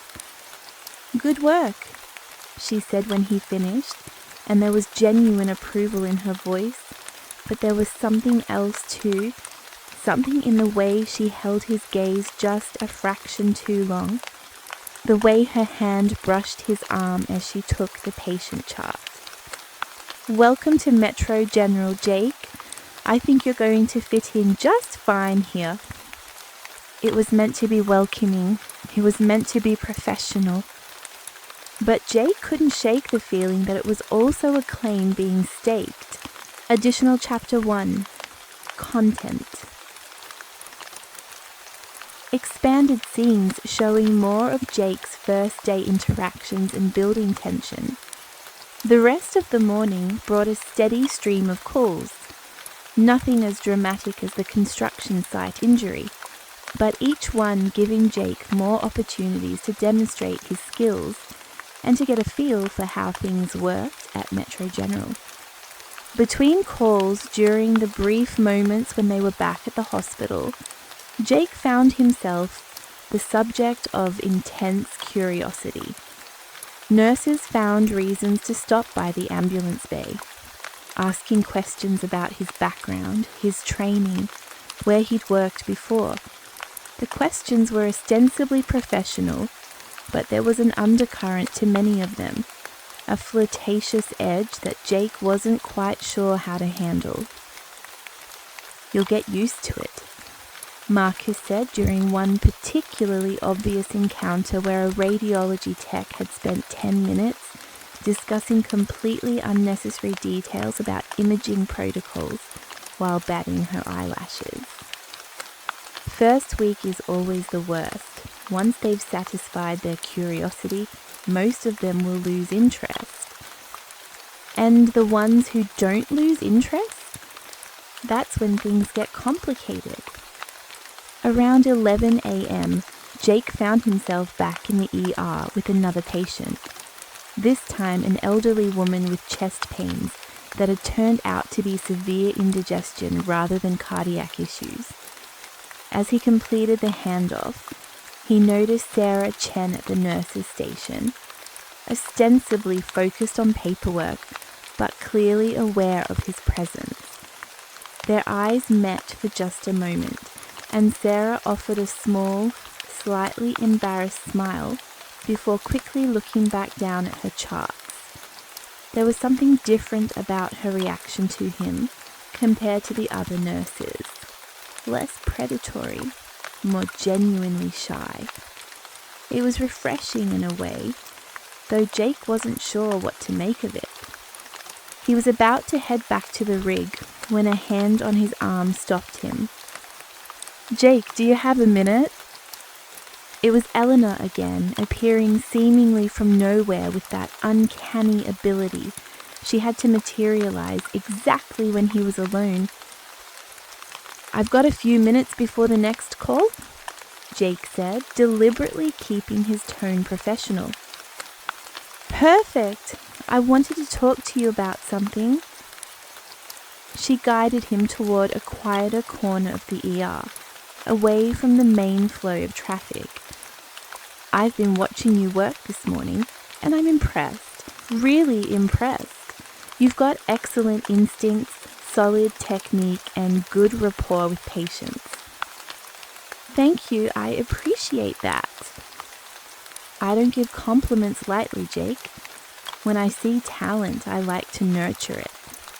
She moved slightly closer, and Jake caught a whiff of her expensive perfume. "That's why I think you'd be perfect for the liaison committee I mentioned this morning. It's not just busy work. it's a real opportunity to shape how we coordinate between EMS and the ER to make improvements that could save lives. I'm still pretty new. Wouldn't it make more sense to have someone with more experience at Metro General? Experience isn't everything. Sometimes fresh eyes see things that those of us who've been here for years miss. Her hand was still on his arm, her thumb moving in small circles that couldn't be accidental. Besides, I like working with people who are passionate about excellence. And you, Jake Matthews, strike me as someone who's very passionate. The way she said passionate made it clear she wasn't just talking about medicine. Jake gently extracted his arm from her grip. I appreciate the offer, Elena. Let me think about it and get back to you. Of course, no pressure, but her smile suggested otherwise. We'll be having our first meeting next Thursday at 7 p.m. Dinner will be provided. I hope you'll join us. Before he could respond, the dispatch radio on his belt crackled with another call, and Jake seized the opportunity to excuse himself and escape back to the ambulance bay. Marcus was already in the driver's seat, engine running. As Jake climbed in, he caught his partner's amused expression. Elena, corner you again. Is it that obvious? Bro, she's not exactly subtle, and you're not exactly hard to read. Marcus pulled out of the bay. For what it's worth, I think you handled that pretty well. Polite but firm. Keep that up and she might eventually get the hint. You really think so? No, Marcus said cheerfully, but a man can hope. The afternoon brought more calls, more interactions, more opportunities for Jake to notice the pattern that was developing. Nearly every woman he encountered found some reason to strike up a conversation, to touch his arm, to stand just a little closer than necessary.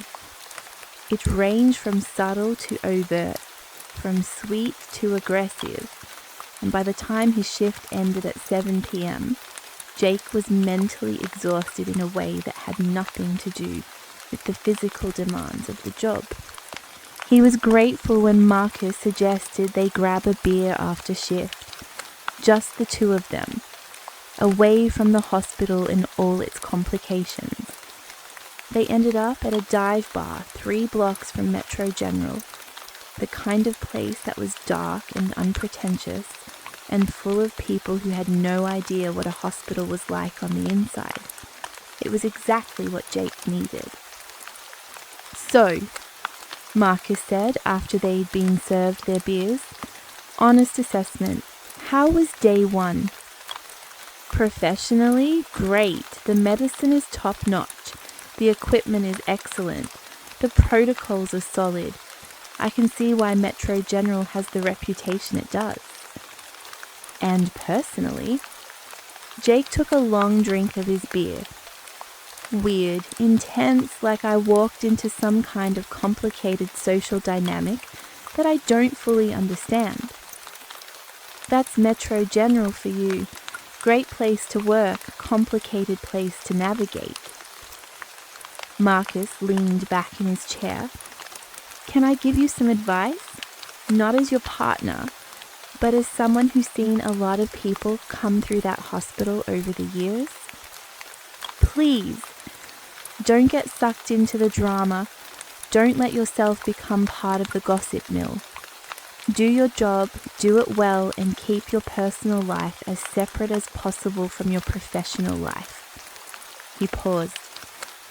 And be especially careful around Elena Morrison. She's not a bad person. She's actually a hell of a nurse.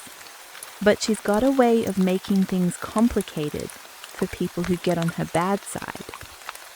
What's her deal anyway? Everyone keeps warning me about her, but nobody's given me specifics. Marcus considered his response carefully. Elena's been at Metro General for 8 years. In that time, she's built the ER into one of the most efficient departments in the hospital. She's smart, she's competent, and she's absolutely ruthless when it comes to getting what she wants.